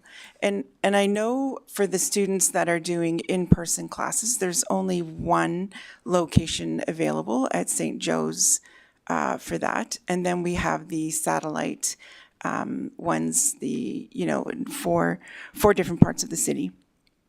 With one of those, there's, I think, 4 or 5 high schools that feed into that particular location. And there's just not that many students attending. With so many students being turned away from the in-person location at St. Joe's. I'm just wondering what other alternatives are we able to offer our students to sort of close that gap and improve those numbers of completion rates? And not only just the completion rates, but also getting them into the post-secondary. A lot of times in high schools now, classes are full. Our students aren't able to get into the classes that they require to get into those post-secondaries. So they're having to go to the 4th year or the 5th year to get those courses. Those courses are full. And even though they have completed grade 12, they're not fully prepared to go into post-secondary. So I'm just wondering what it is we can do a little bit better to offer those services and increase these numbers. Is that okay? Thank you. Thank you very much. Madam Chair, through to Trustee Pellick. Again, thank you for your questions. I will begin at the first question, and then we'll move through, and if I'm missing something, please. Thank you very much. In terms of what supports are not being provided to indicate what we're seeing on the results report, one of the things that we want to make sure that we're doing is understanding the individual school contexts. So in order to determine what additional support schools need so that we can put those into place inside of that, we do have stewardship groups that our superintendents have all the schools broken up into different areas, and they do travel out to the schools to go and explore these exact results with the schools, to sit down with school administration and say, this is the individual responses and results for your school. What do you see as an impacting factor to your own school community, and what can we do as a division or to provide those increased supports? So when it comes to, do I have a specific list of what supports we are missing? I don't have that list in front of me, but what I do have is I do have these conversations that we're gathering as we are in schools with our administrators, and we're digging into these results so that we can make sure that the interventions that are being introduced through learning services or mental health supports, consultant supports, or family skill liaison workers are targeted to the needs of the individual school. And so that's how we are ensuring that our actions are going to be able to be improved, which is by gathering the information straight from the administration at the individual schools so that we can continue to make sure that we are supporting our students in the manner in which that they need to be supported, and that's identified by school administrators. That's also bolstered by conversations that we have as an executive leadership team, where we share some of these common trends so that it can help inform our overall division processes and approach to effective support in schools. Now, in relation to the second part of your question for Fresh Start and the 4th and 5th years and the results, one of the things that I would always caution when taking a look at some of those results is our N. And so when you do have a number of students that has declined, the overall results are more volatile year over year and can be more drastically impacted by the individual circumstances of a cohort. As you addressed the St. Joseph and the 4th and 5th year, as well as if students are being turned away, how are we ensuring that our 5-year results and 3 and 5 year completion results are successfully supporting our students? In our high school programming, we do have coordination and cooperation with our Clairview Fresh Start site for an overflow site from St. Joseph to make sure that if a student isn't able to attend a class that's full, that they have that alternative pathway. There's also the graduation coach over at St. Joseph High School that works with student services to ensure that if a student isn't able to access an in-person course, if they're not able to get over to our Clairview site, that they also have the ability to access through the PASS program some of the written modules. If written modules and that does not meet the needs of the individual student, we can also direct them to the MDL program, which is a digital learning program that is also housed at a St. Joe's for individual modules and courses. We really do try to work through our different consultants and different administrative teams to make sure that we're maintaining connection to students and keeping them on track for what they feel they need to be successful for our complete high school within that 3-year time frame. But as you'll see back in the report, with our successful rate in our 5-year high school completion rate of 90.8%, we're still really proud of being able to work with our students after that first 3 years, that first 6 semesters of high school, in order to make sure that we can get them across the finish line, because that is their goals, and that's the goals that we want to help them be successful in. Thank you. Thank you very much, Trustee Pellick. Trustee Ingle, you're next in queue. Go ahead, Thank please. you very much, Madam Chair. I find these, the past ones, like the pillars and this, all to be a bit misleading when people look at colors and what it says. And I'll give you an example of where I'm coming from on this. If you look on page 4, it says education quality, the percentage of teachers, parents, and students satisfied with the overall quality of basic education. Now, if you look at ECSD, it says decline significantly. And I know the province did too, but these go hand in hand with provincial issues. Like if you look at what's going on in terms of classroom complexity, to me, this just really makes the case. And oftentimes, and I don't point it out often, but I'll be going through this and I'll think, I remember budget decisions we made where we robbed from Peter to pay Paul, where I see this. But when it says decline significantly, we're still, in this case, 2% above you know what I'm saying? So I want to really congratulate our teachers, because when you see a province decline significantly, and I could point out other areas. I just picked this one because of the discussions and the cabinet task force on classroom complexity. I picked this one because overall basic education is where this has been really affected provincially. But yet we should really be excited as a district because our teachers, in spite of this, and our administrators, all of you, it comes from the top down, have continued to hold above. Keep your head above this sort of where the province is sinking. So I just want to say, go for it. And when you first look at this, it really miffs you because you're going, oh, decline significantly. So you really have to know and look at it with a discerning eye of what budgetary concerns are in there, what we've had to shave and where we've had to shave it, and how it comes out in different areas. And so thank you, Ryan, for laying it out in such a clear, I don't know, maybe this is how you have to lay it out. I don't know the guidelines you have, but it is a good way to read it, and it's a good way to explain to our parents when we go to parent council meetings so that we can see the two side by side and say, hey, listen, this declined significantly. Maybe we were able to do better last year because we had more money in this pot or less specific needs, da-da-da-da-da-da-da. Thank you. I no question. Just pointing out something. You know, and I really want to thank you, Trustee Ingle, for bringing that up, because I know that a lot of times this is one thing that Edmonton Catholic has always been extremely well noted and applauded for. Many times we have high school students who don't necessarily should be going into that pathway, but we don't refrain them. And we allow them to go because we know that they may be pursuing post-secondary aspirations and they may have very high science marks, but maybe not so strong in English, or vice versa. But we work with them and we encourage them and we help them get along.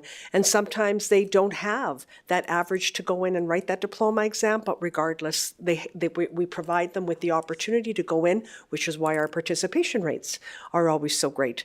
So again, Trustee Ingle is absolutely right. You know, there are many factors at play here, and while we pride ourselves and look at those colors, and absolutely it's we need to provide that assurance, we do continue to work at it, but we do ensure that we work with students individually and their families so that they can pursue their future aspirations. So kudos on that count as well.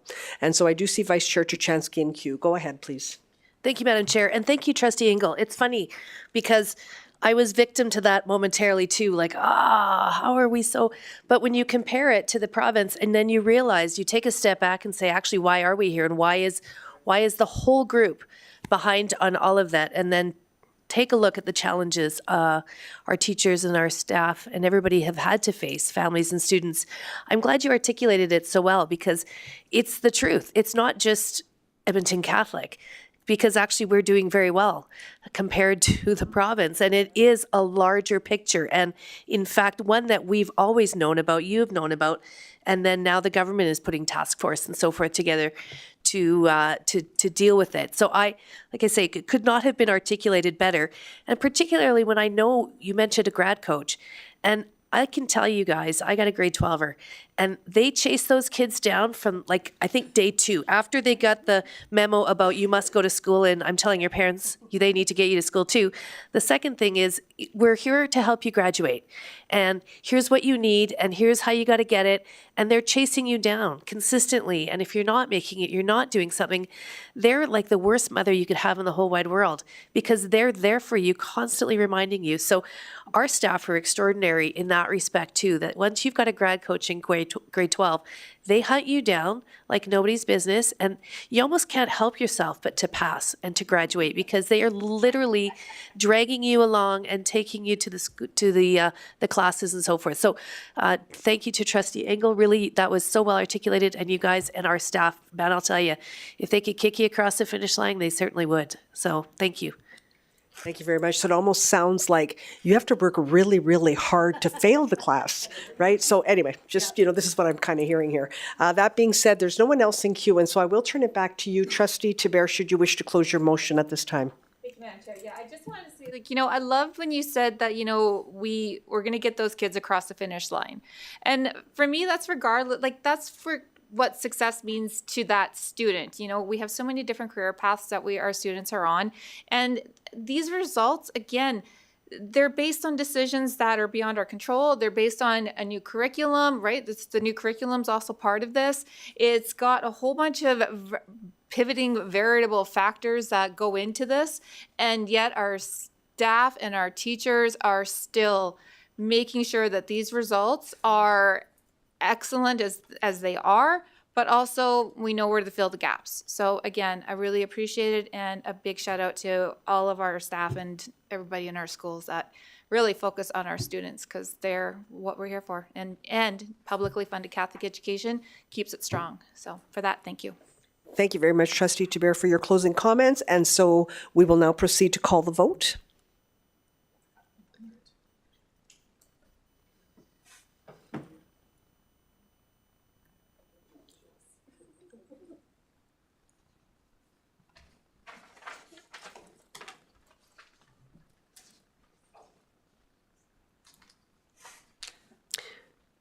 Thank you very much. As all trustees have voted and are in favor, we'll note for the record that the motion is carried. Thank you.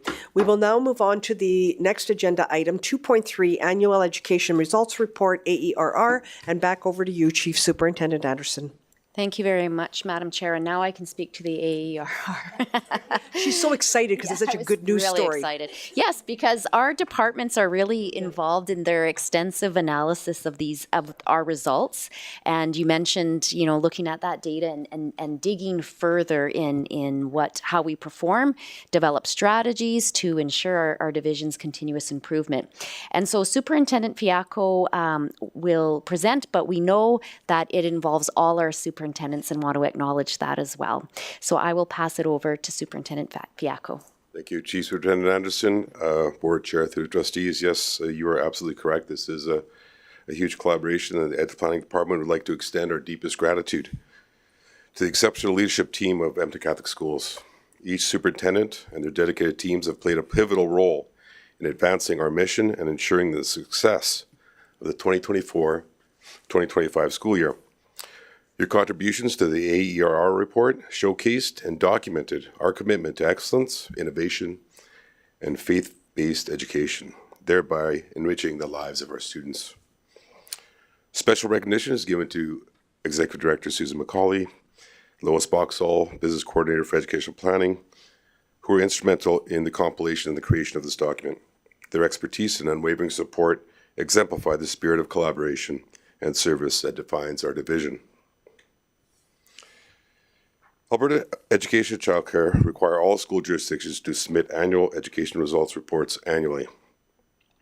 The Edmonton Catholic School Division's 2024-2025 AER report provides analysis of results, compares provincial and local performance measures, and develops strategies as part of the guidelines and outcomes set by Alberta Education and Childcare's assurance measures for each of the following domains: local and societal context, student growth and achievement, teaching and learning, learning supports, and governance.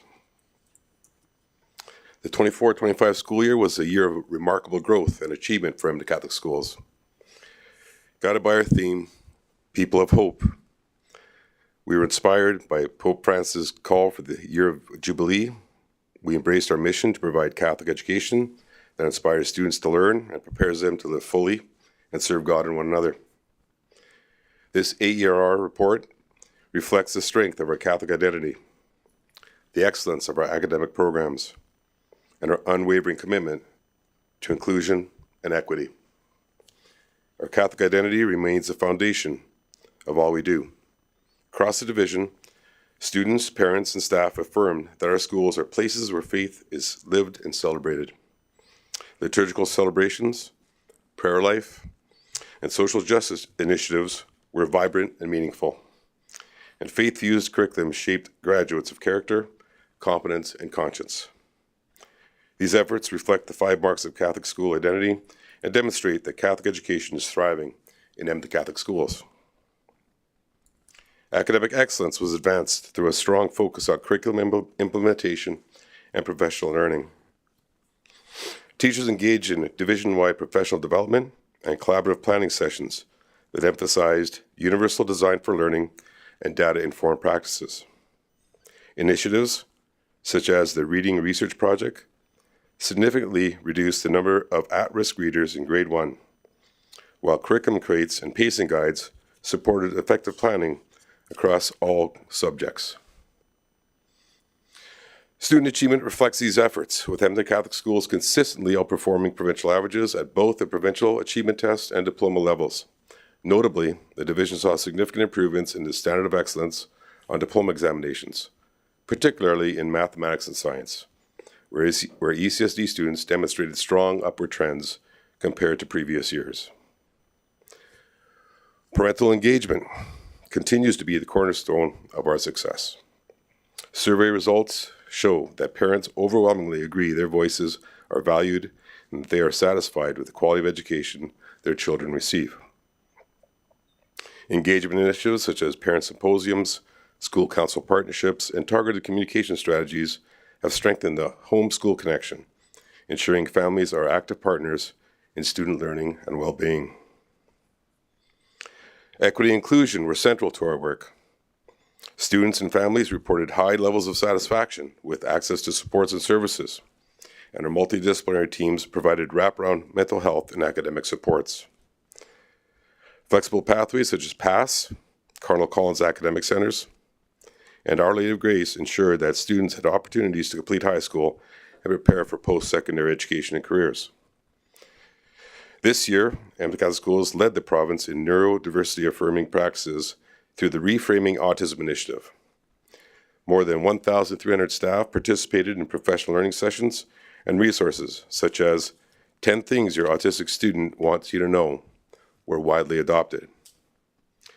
Instructional coaches modeled strategies that promote peer acceptance, student voice, and inclusive classroom environments. These efforts were celebrated at the Alberta School Boards Association Conference, where ECSD received an award and recognized for its leadership in inclusive innovation. This recognition positions Edmonton Catholic Schools as a provincial leader in creating welcoming and supportive learning environments. With over 11,000 students coded as English as an additional language and a significant increase in refugee enrollment, Edmonton Catholic Schools strengthened language supports through the launch of Benchmarks 2.0 dashboard, targeted interventions by English language learner educators, and professional learning focused on academic vocabulary and oral language development. These strategies ensured equitable access to curriculum and improved achievement for multilingual learners.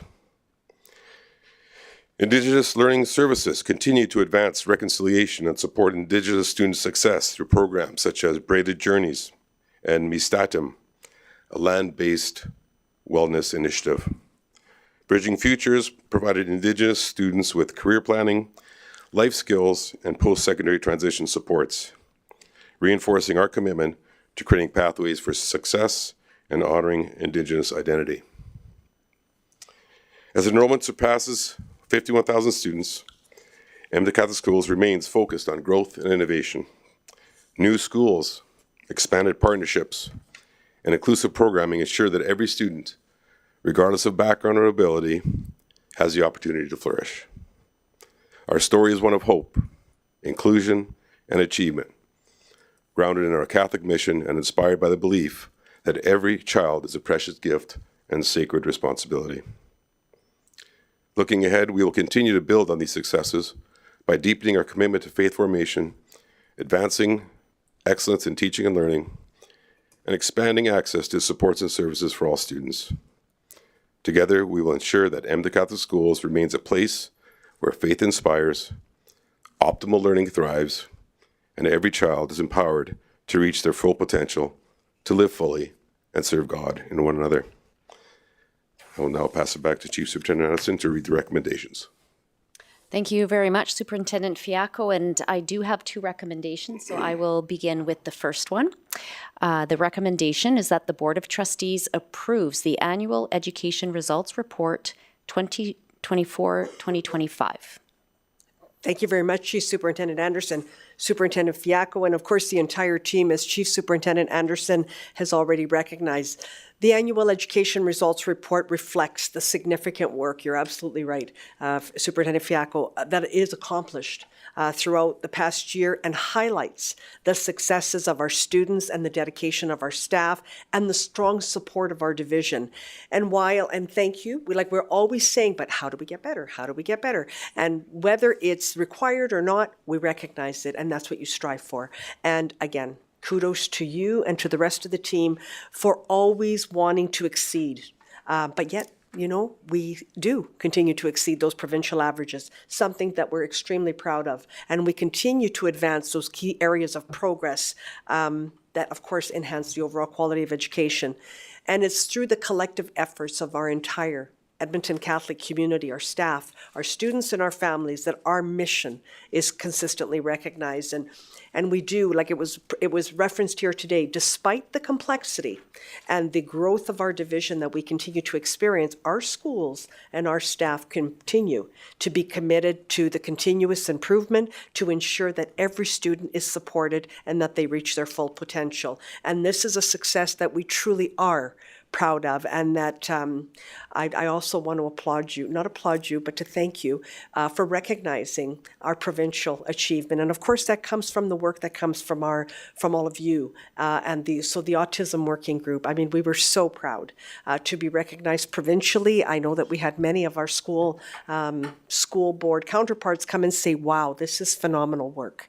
And so thank you, because it certainly puts our name up on the map. So kudos to each of you. Now, this recommendation, it requires a motion, and I'm just waiting for one of my colleagues to put their names in queue, and there we go. Trustee Ingle, go ahead, please. Oh, sorry, Trustee Ingle. It's stuck. Go ahead, please. That the Board of Trustees approves the Annual Education Results Report 2024-2025. Thank you. Do you wish to speak to your motion? Yes, I do. Again, an excellent report and very well presented, John. And all of the superintendents were on the originator list, or it came from all of you. So I thank all of you and Chief Superintendent Anderson. And again, just pointing out that a lot of times you can see where our improvement is affected by the budget, and so is our ability not to keep improving. It's just so tied to what we're getting. Really, really huge kudos for the advances in math and science, because that's been something, I mean, how long have we worked on that? And so you guys do an amazing job. And John, you reported this. I mean, you did a great job of building the whole picture for us, right from the faith down to drilling down to our results. And just want to thank you very much. I don't have Any questions, except I should turn everything into questions. You agree with me? Madam Chair, through the trustee Engel, absolutely. Yeah, Thank you. absolutely. That's the answer, which she always wants to be right. Now, I am going to open the queue to the rest of the board, but seeing no one in there, I am going to, well, I won't even turn it back to you for closing comments unless you wish to do so. Is that fine, Trustee Engel? Okay, then we will now call the vote.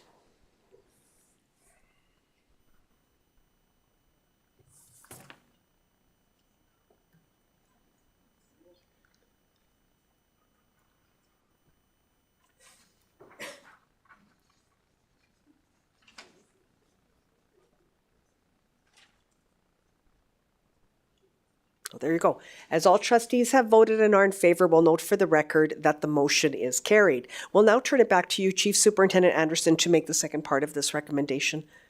Thank you very much, Madam Chair. And so the second recommendation is that based on the evidence provided in the Annual Education Results Report 2024-2025, the board determines that the following quality indicators have been met as per Board Policy 12, Appendix B, relative to the current evaluation period.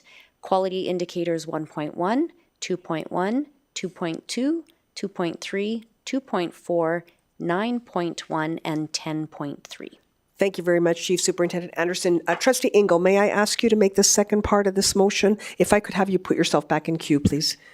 Thank you. Go ahead, please. You certainly may. I move that based on the evidence provided in the Annual Education Results Report 2024-25, that the board determines that the following quality indicators have been met as per Board Policy 12, Appendix 8, relative to the current evaluation period. QIs 1.1, 2.1, 2.2, 2.3, 2.4, 9.1, and 10.3. Thank you very much. Do you wish to speak to your motion? I do not. Thank you. And once again, seeing no one else in queue, we will call the vote.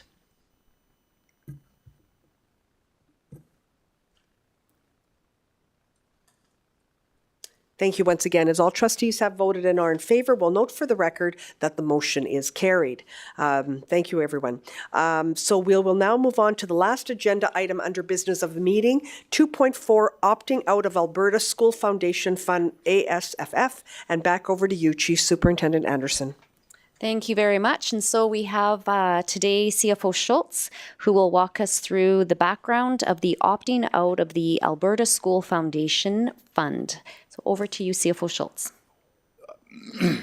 Since 1995, Catholic separate school boards in Alberta continue to remind the Alberta Education Minister that they retain the right to opt out of the Alberta School Foundation Fund, as per Section 164 of the Education Act. This reminds the province that they retain the right to tax their ratepayers as guaranteed under the Constitution.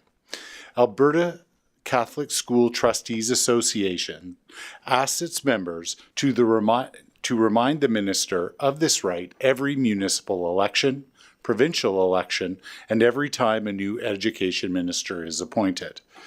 Given that a municipal election occurred in 2025, the ACSTA is asking its members to pass the following resolution to provide this reminder.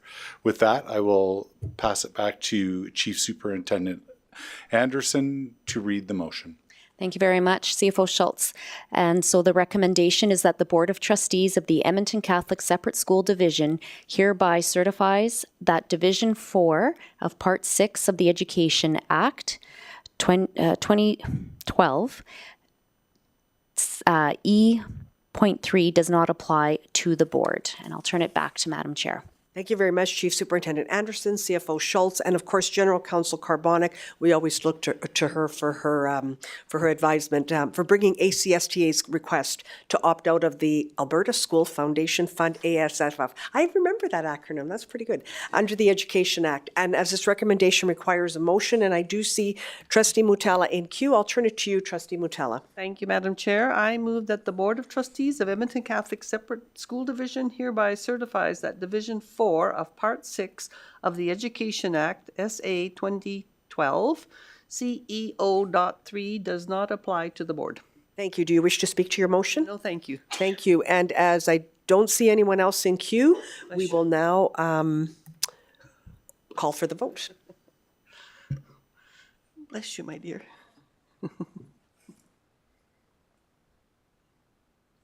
Thank you. As all trustees have voted and are in favor, we'll note for the record that the motion is carried. Thank you very much, CFO Schultz.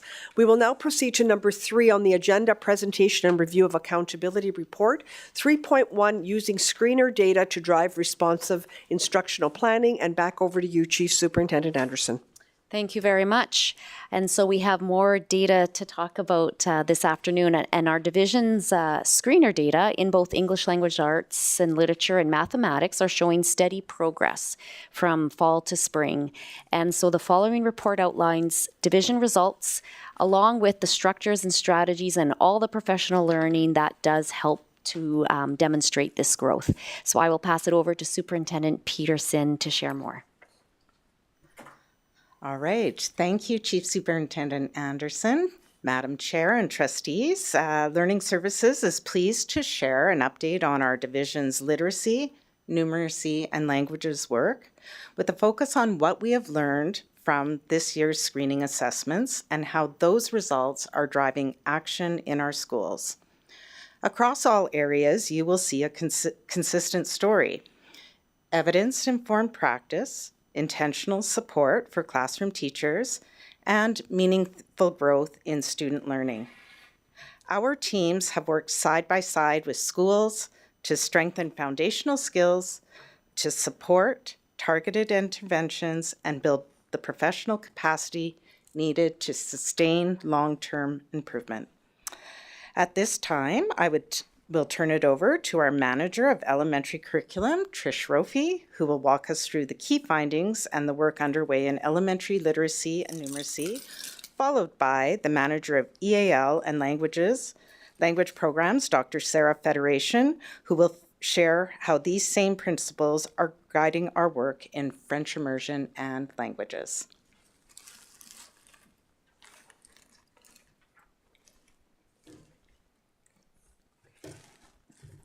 Thank you, Superintendent Peterson, Madam Chair, Superintendent Anderson, and trustees, good afternoon. When we began the year, we knew that strengthening foundational reading in K-6 wasn't only a matter of introducing new resources. It required deep, at-the-elbow support with teachers to ensure the research from our reading research community of practice translated into daily instruction and was making an obvious impact in the classroom. What you see here are classrooms where foundational skills are being taught intentionally and systematically. This year, we focused on taking the work of the reading research community of practice and putting it directly into action in schools. Teachers planned together, modeled strategies with one another, and co-taught lessons where students manipulated sounds, built words, and practiced decoding using clear routines. This wasn't just more stuff, it was better instruction, research-informed, teacher-led, and immediately responsive to student needs. Across the division, we saw students excited about reading because they could feel themselves improving. Teachers reported that students who previously struggled were suddenly participating, taking risks, and reading with growing confidence. This is the outcome of deep, at-the-elbow professional learning, teachers learning with teachers, analyzing data, and aligning routines with the curriculum. In one pilot school, the number of students at risk in grade 1 decreased dramatically over the year. So the number of students identified at risk dropped from 36% in March to just 9% in June. Similar patterns emerged across the division. Teachers saw students picking up skills faster, holding on to them longer, and applying them more independently. Students were not just decoding words. They were talking about characters, making predictions, and making meaning in deeper ways. When foundational skills are secure, comprehension strengthens, and the photos you see here reflect that growing confidence and engagement. Now, when we said this year would be about putting research into action, we meant it in numeracy as well. Although our September to spring growth was positive, the number of students requiring additional supports remained higher than last year. Rather than wait for gaps to widen, we created an ambitious division plan to support mathematics instruction through our math framework and our math intervention educators. What you see here is professional learning grounded in joy, collaboration, and deep content knowledge. Teachers engaged in tasks that mirrored the work students would experience, such as building number lines, exploring place value through hands-on models, and using visual representations to reason through problems. This kind of learning builds teacher confidence, strengthens mathematical understanding, and creates a shared language across classrooms. It is what research tells us works: math taught through reasoning, modeling, and discussion in ways that build both competence and joy.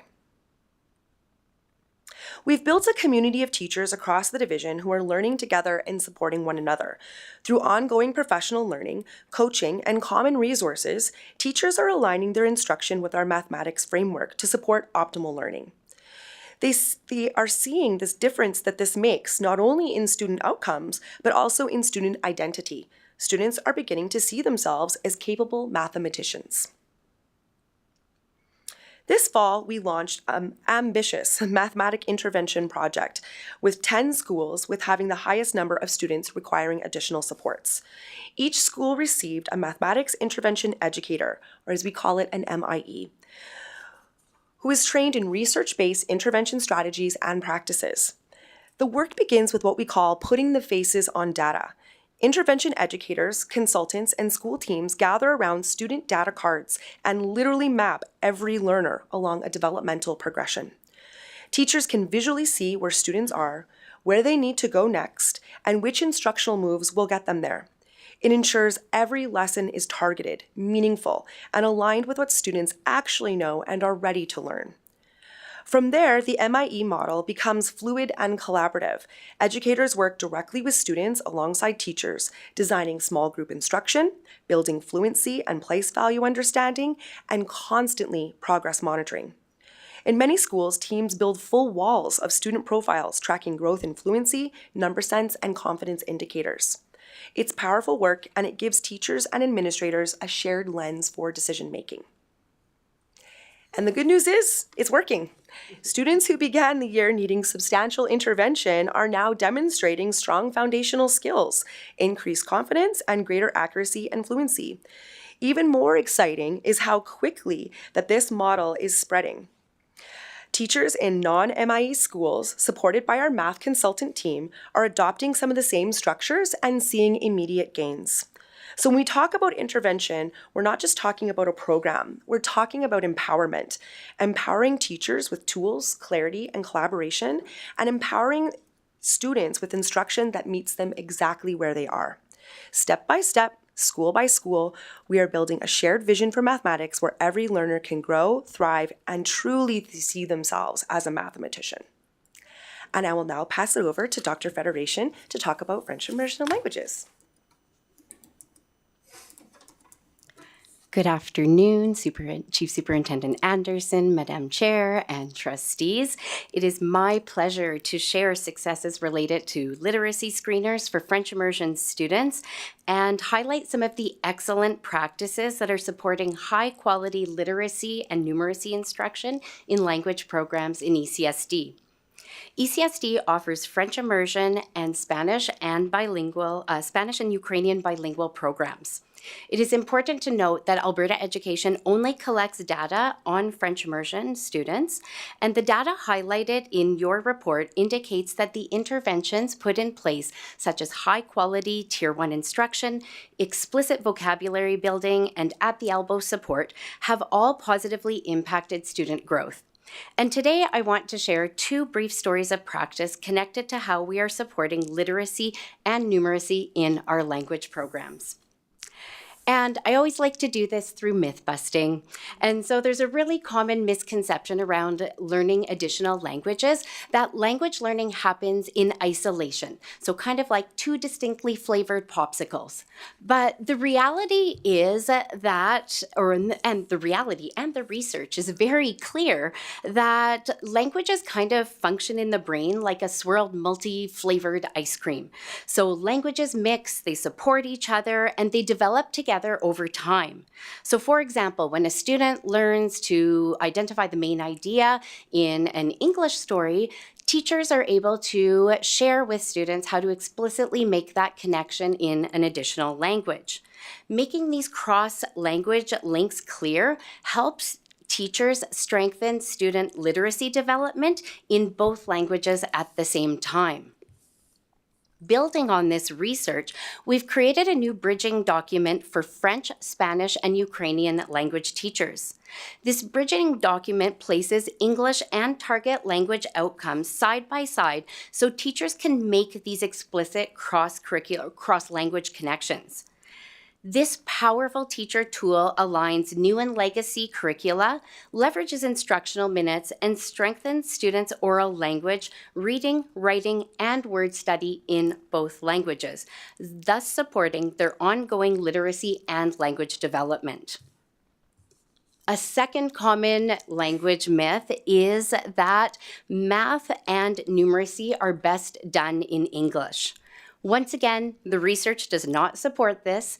The research clearly shows that students can and do learn math in additional languages when teachers intentionally use strategies that build academic language and fully support participation in the target language in the mathematics classroom.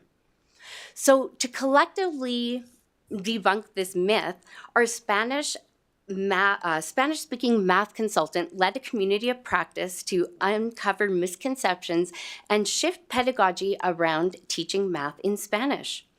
In this COP, participants learned about and then applied research-based instructional strategies, including sentence frames, repetition, increased wait time, and increasing student talk time in Spanish. Teachers positioned themselves and their students as capable of doing math in Spanish. Most importantly, teachers consistently used Spanish during instruction and expected students to do the same. Well, the impact, like Trish managed, it speaks for itself. And I think the teacher comments from this community of practice really do capture it well. I was skeptical at first, but I've come to realize that my students can do math in Spanish. You have to, as a teacher, demand high expectations and not let up. Of course, I have visuals and sentence frames to support them in their speaking, and so there's no excuse. I just wait, and I know that they can do it in Spanish. A second teacher said that she finds the best strategies have been the use of visuals and sentence frames, and students now get excited about learning math in that additional language. Through collaborative reflection and research-based strategies, this community of practice drove meaningful change in classroom pedagogy, resulting in improved mathematical reasoning and enhanced language and numeracy skills for Spanish bilingual teachers. And now I will turn it back to Superintendent Peterson. Thank you very much, Manager Rofi and Manager Federation. At this time, I will pass it back to Chief Superintendent Anderson to make the recommendation. Thanks very much, Superintendent Peterson, Director Lafreniere, Managers Rofi and Federation. And what I really appreciate is the vast variety of strategies and professional learning that we see is having an impact. And so we have our recommendation, Madam Chair, that the Board of Trustees determines that the following quality indicators have been met as per Board Policy 12, Appendix B, relative to the current evaluation period. Quality indicator 2.1, 2.2, 2.3, 3.2, 5.3, 5.5, and that's it. Thank you very much, Chief Superintendent Anderson, Superintendent Peterson, Director Lafreniere, and Managers Rofi and Federation for your presentation here today. I love this presentation, and I want to award you with a gold star, not for the, yes, of course, for the presentation, but you were the first to the public board meeting today. You were there before me. That being said, you must have been so excited to present. I'm thinking that's what it must have been all about. Anyway, truly, I really appreciate this report. I appreciate that you talked about empowering teachers, about empowering students, targeting that step-by-step, school-by-school, swirling ice cream. Like, what a great analogy. It was absolutely perfect. And to hear that it's working is even more reason to celebrate. You know, everything that you've said here today confirms our commitment to improve literacy and numeracy results through targeted instruction, interventions, and of course, data conversations to strengthen teachers' confidence and guide their assessments. So kudos to all of you, to the entire team, and of course to the staff in our schools for doing such a phenomenal job. And as this recommendation requires a motion, and I do see Trustee Ingle in queue, I'll turn it to Trustee Ingle to please make this motion. Thank you, Madam Chair. I move that the Board of Trustees determines that the following quality indicators have been met as per Board Policy 12 Appendix B relative to the current revaluation period. Q1 2.1, 2.2, 2.3, 3.2, 5.3, and 5.5. Thank you very much. Do you wish to speak to your motion? Yes, it was really interesting because I'm like the teacher that said I was skeptical at first. Every time I'm presented with data, my first go-to place is to be skeptical. And the results have shown themselves. And I have no questions, but it will be really interesting to see how our results are on language tests in the next results. Do you know what I mean? Yes. Being with this as a focus. Because that's what earlier we noticed, the big tie between what we've been working in, when we put dollars in, where we take them, you know what I mean? And what a difference they make. So kudos to you. And I like Chair Palazzo. I love the ice cream and the different varieties. And every time I hear Dr. Federation present, I always think to myself, I wish I would have had her for a language teacher. I even thought of the word, I think it means why, pourquoi? Digging deep in my resources of when I finally, how great it would be to have another language, and how much I appreciate the work you're doing in numeracy and literacy. I had to have Leah explain one of the questions in your example to me. I didn't quite get it, but you're doing excellent work, and the screen data improving growth is something I'm really, really pleased and happy that we have such talented people on. Thank you very much, Trustee Ingle. Now, I will open queue to the rest of the board and do recognize Vice Chair Tuchansky in queue. Go ahead, please. Thank you, Madam Chair. It always makes me laugh because whenever I hear you say math is joy, I'm like, math is not joy.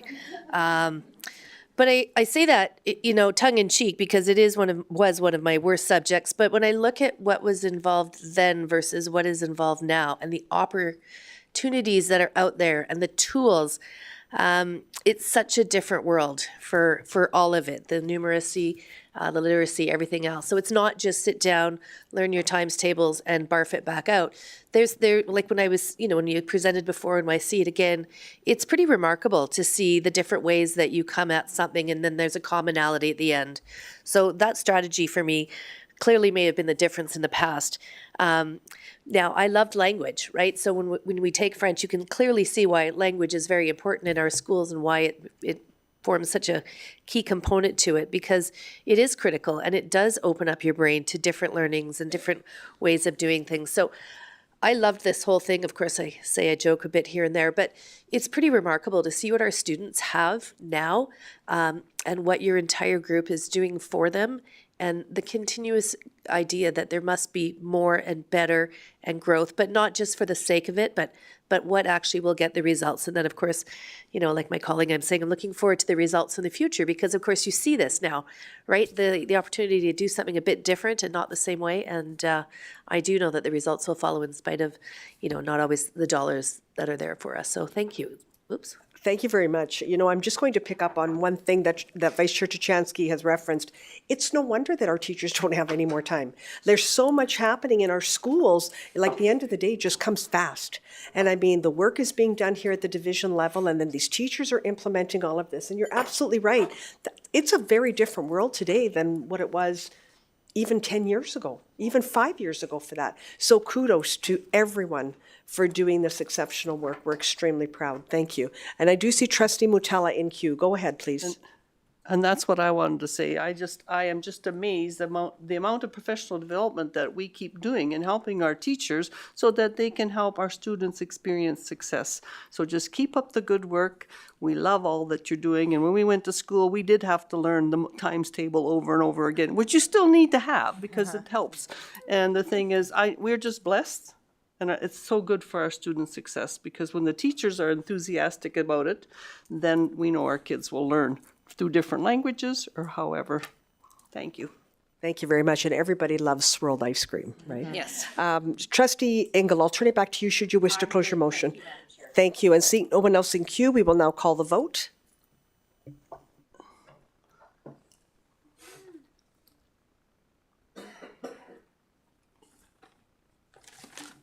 There we go. All trustees have voted in our favor, and so we'll note for the record that the motion is carried. Thank you. This now takes us, and thank you to the entire team. Thanks so much. This now takes us to 4.1 Board Chair Report, and I'm going to read it really, really fast because I know you want to get out of here and the roads are not great, I don't think. As we enter Advent, our hearts turn toward the promise of Christ's coming. Advent is a season that calls us to pause, prepare, and make room for hope. Each candle reminds us that even in the busiest moments of our year, Christ's light continues to guide us, renewing our spirit and grounding our community in faith. Across our division, this hope has been made visible in the most beautiful ways. We've heard it all here today. Schools have opened their doors and their hearts to celebrations that bring students, staff, and families together in faith and joy. From liturgies to concerts to moments of quiet reflection, these experiences remind us why Catholic education is such a profound gift and why Edmonton Catholic is such a profound gift. We are deeply grateful to our staff who have poured exceptional time, creativity, and energy into creating these meaningful celebrations for our students. I can't believe that some of them actually pulled it off. So kudos to our staff and our students. Their commitment shines through in every gathering and every joyful moment our school communities share. We also extend our heartfelt thanks to our parents and families whose encouragement and support make these celebrations possible. Their partnership strengthens the faith life of our schools and helps ensure students experience the fullness of the Advent and Christmas season. This year, our division continues to advance important work that supports student well-being. The Mental Health and Well-being Grant provides an opportunity to enhance our integrated health and well-being framework, an approach that serves students through a continuum of supports from proactive programming to more responsive services. While no single initiative can fully address classroom complexity, we know that strong mental health supports help students engage more successfully in learning, reduce negative behaviors, and foster positive outcomes. As trustees, we remain steadfast in advocating for the needs of our students, our staff, and our families. Our work continues to focus on securing the resources and supports necessary to address the increasing complexity in our classrooms, strengthening cross-ministry collaboration, and ensuring both students and staff have access to timely and meaningful supports. As we look toward the joy of Christmas and the promise of a new year, may the peace of Christ fill your homes and your families with much love. And I'm proud to read the recommendation for the record that the Board of Trustees acknowledges receipt of the Board Chair Report on hashtag ECSD Faith Inspires November 21 to December 19th, 2025 for information purposes. And I do see Vice Chair Tuchansky in queue. I'll turn it to you first. Thank you, Madam Chair. I just don't want, you've been very busy, I just don't want to kind of whistle past the fact that you and Chief Superintendent Anderson have lately had a couple of opportunities to have a seat at the table with our Education Minister, our Premier, and a variety of people. And although it was for specific reasons, I can't help but think not only did you bring the voices of our teachers and our staff to the forefront, to the people that actually were listening and the decision makers, but also our student voice children, because they spoke to the classroom complexity and how they felt the teachers were doing and their empathy for the teachers. So I can't let this go past the fact that, you know, there was always some concern, you know, are they going to get the data that we've worked so hard to get for feels like the fourth time now. But I know that they did. And the fact that you two were there speaking on behalf of all of us guarantees for sure that Edmonton Catholic School Division had a voice at the table and an authentic voice. So thank you. I just needed that moment to say you guys made a real difference for our division, and we're very proud to have you guys at that table. So thank you. You know, we were honored. We were honored to have been asked, but of course, we can't forget that the reason that we're asked is because of the great work that's happening in the division and in the schools. And we're always looking at that solution-oriented approach. Okay, like this is what we're doing. This is really working. So, I think the important thing that we try to bring forward is collaboration. And in the meantime, we're provided with that opportunity to have a voice, to be able to share, this is what's happening in our schools. And I don't, the grant came forward. It's not a lot, but it's something. And every opportunity that we get to go and speak, it's always just that much closer bringing everybody into our schools. And of course, we're very fortunate because we have our own chief superintendent who's part of the cabinet, and now she's able to bring back the excellent work that is also happening in our division. And hopefully, we'll be able to bring them into your schools and into our division and say, hey, this is real life. This is what's happening. That's our hope, that we can actually bring ministry, and they're open to it, to come into the schools and see firsthand what's happening. So thank you. But of course, it comes from being a village. It doesn't come from the work of one person. It comes from that collective work and thinking and all of the positive work that you're doing out there. So kudos to each and every one of you, and of course to the board for always supporting. They're always saying, yes, absolutely. Will of the board is always, if it's going to help the division and the students and the staff, then we're all over it. So thank you to the Board of Trustees as well, and to our senior administration and Chief Superintendent Anderson for being there with me. Thank you. And so we will now turn it over to our Chief Superintendent for her report 4.2. Go ahead, please. Thank you very much. And speaking of the collective and the great work of our staff and students and the support of our families and our Board of Trustees, I'll just highlight a few things in relation to our division goals. So under Living Our Faith, as we know throughout the Advent season, our schools have been preparing for the coming of Messiah in many ways. And you may, as trustees, even have attended some of our Advent liturgies and just positive and engaging ways for families to come together at this time of year through concerts and family nights and celebrations. Our Indigenous Learning Services also held an annual candlelight vigil for families and staff, and the evening was designed to support those who are grieving over the holidays, because we don't want to forget about those individuals and find a way to support them. Under Learning Excellence, well, you heard a lot of the great work from our Learning Services team in terms of professional learning, and even through Human Resources, we have a lot of professional learning occurring and leadership services. And just although the month of December is short, it's amazing how much our staff is committed to ongoing learning. And there were callbacks for 100 Voices, training for second-year assistant principals, educational assistants, training for principals on the new digital assessment platform. And so the learning never stops, even in December. And as previously shared under Organizational Excellence, the superintendents and I continue to visit schools to review their growth plans, but also, as mentioned, to hear some of the stories, because those stories are powerful when we have conversations with ministry, bringing to life what is happening in our schools. But I also want to extend thanks to the administration and staff who welcome us into their schools and really are so proud to showcase all the great work that they're doing, and the students who make us feel welcome and ask us questions and wonder what we do during our day. So it's always nice to have those conversations. And finally, in embracing diversity, St. Joseph Catholic High School is hosting their last pipe ceremony, which is tomorrow. And as we know, pipe ceremonies are an important component of our Nehiwa Pimatswin programs in our division.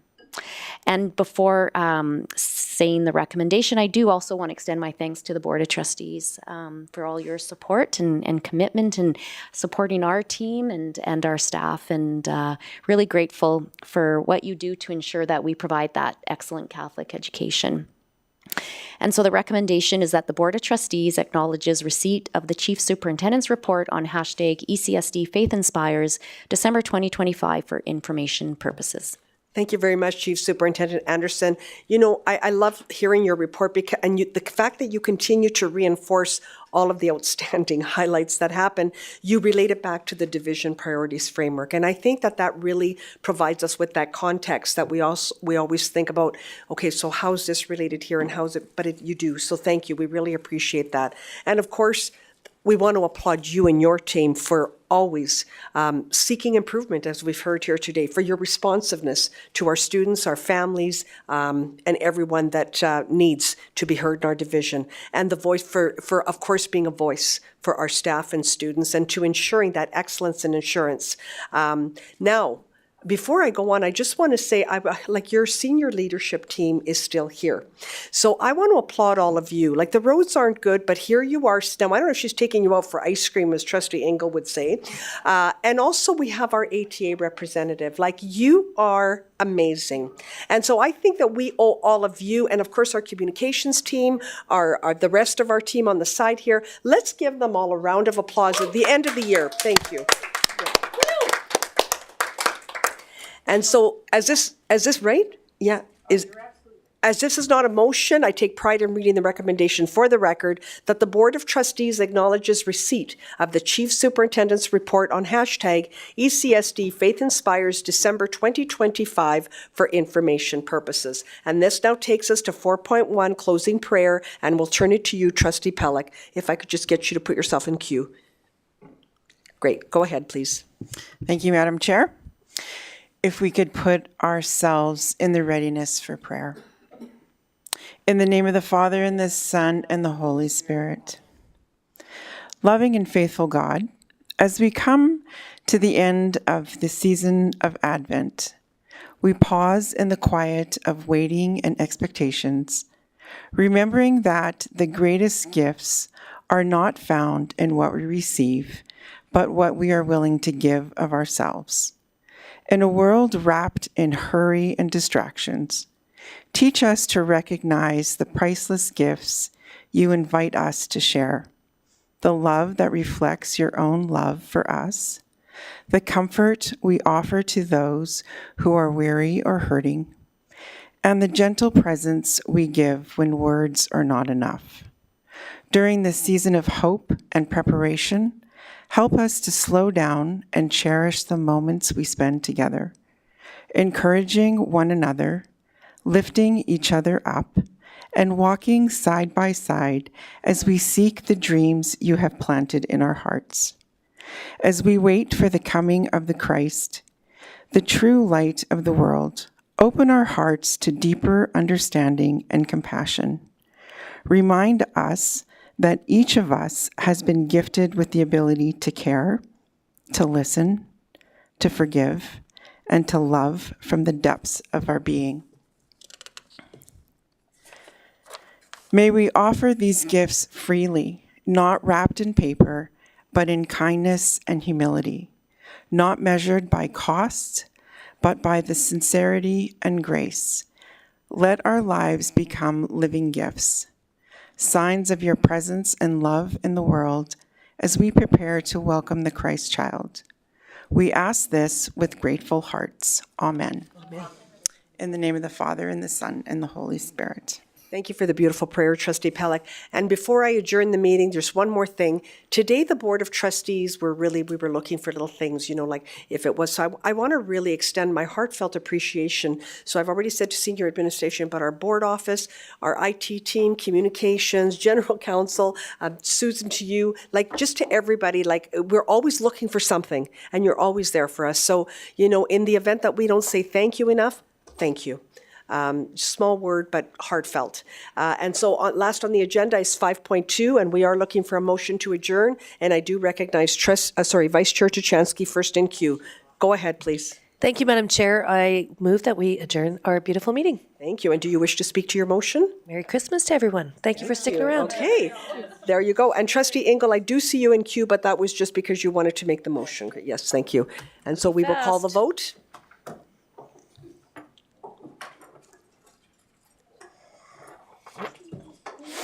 Thank you. As all trustees have voted and are in favor, we'll note for the record that the motion is carried. Merry Christmas to each and every one of you. Merry Christmas. Thank you. Merry Christmas. We'll see you in the new year.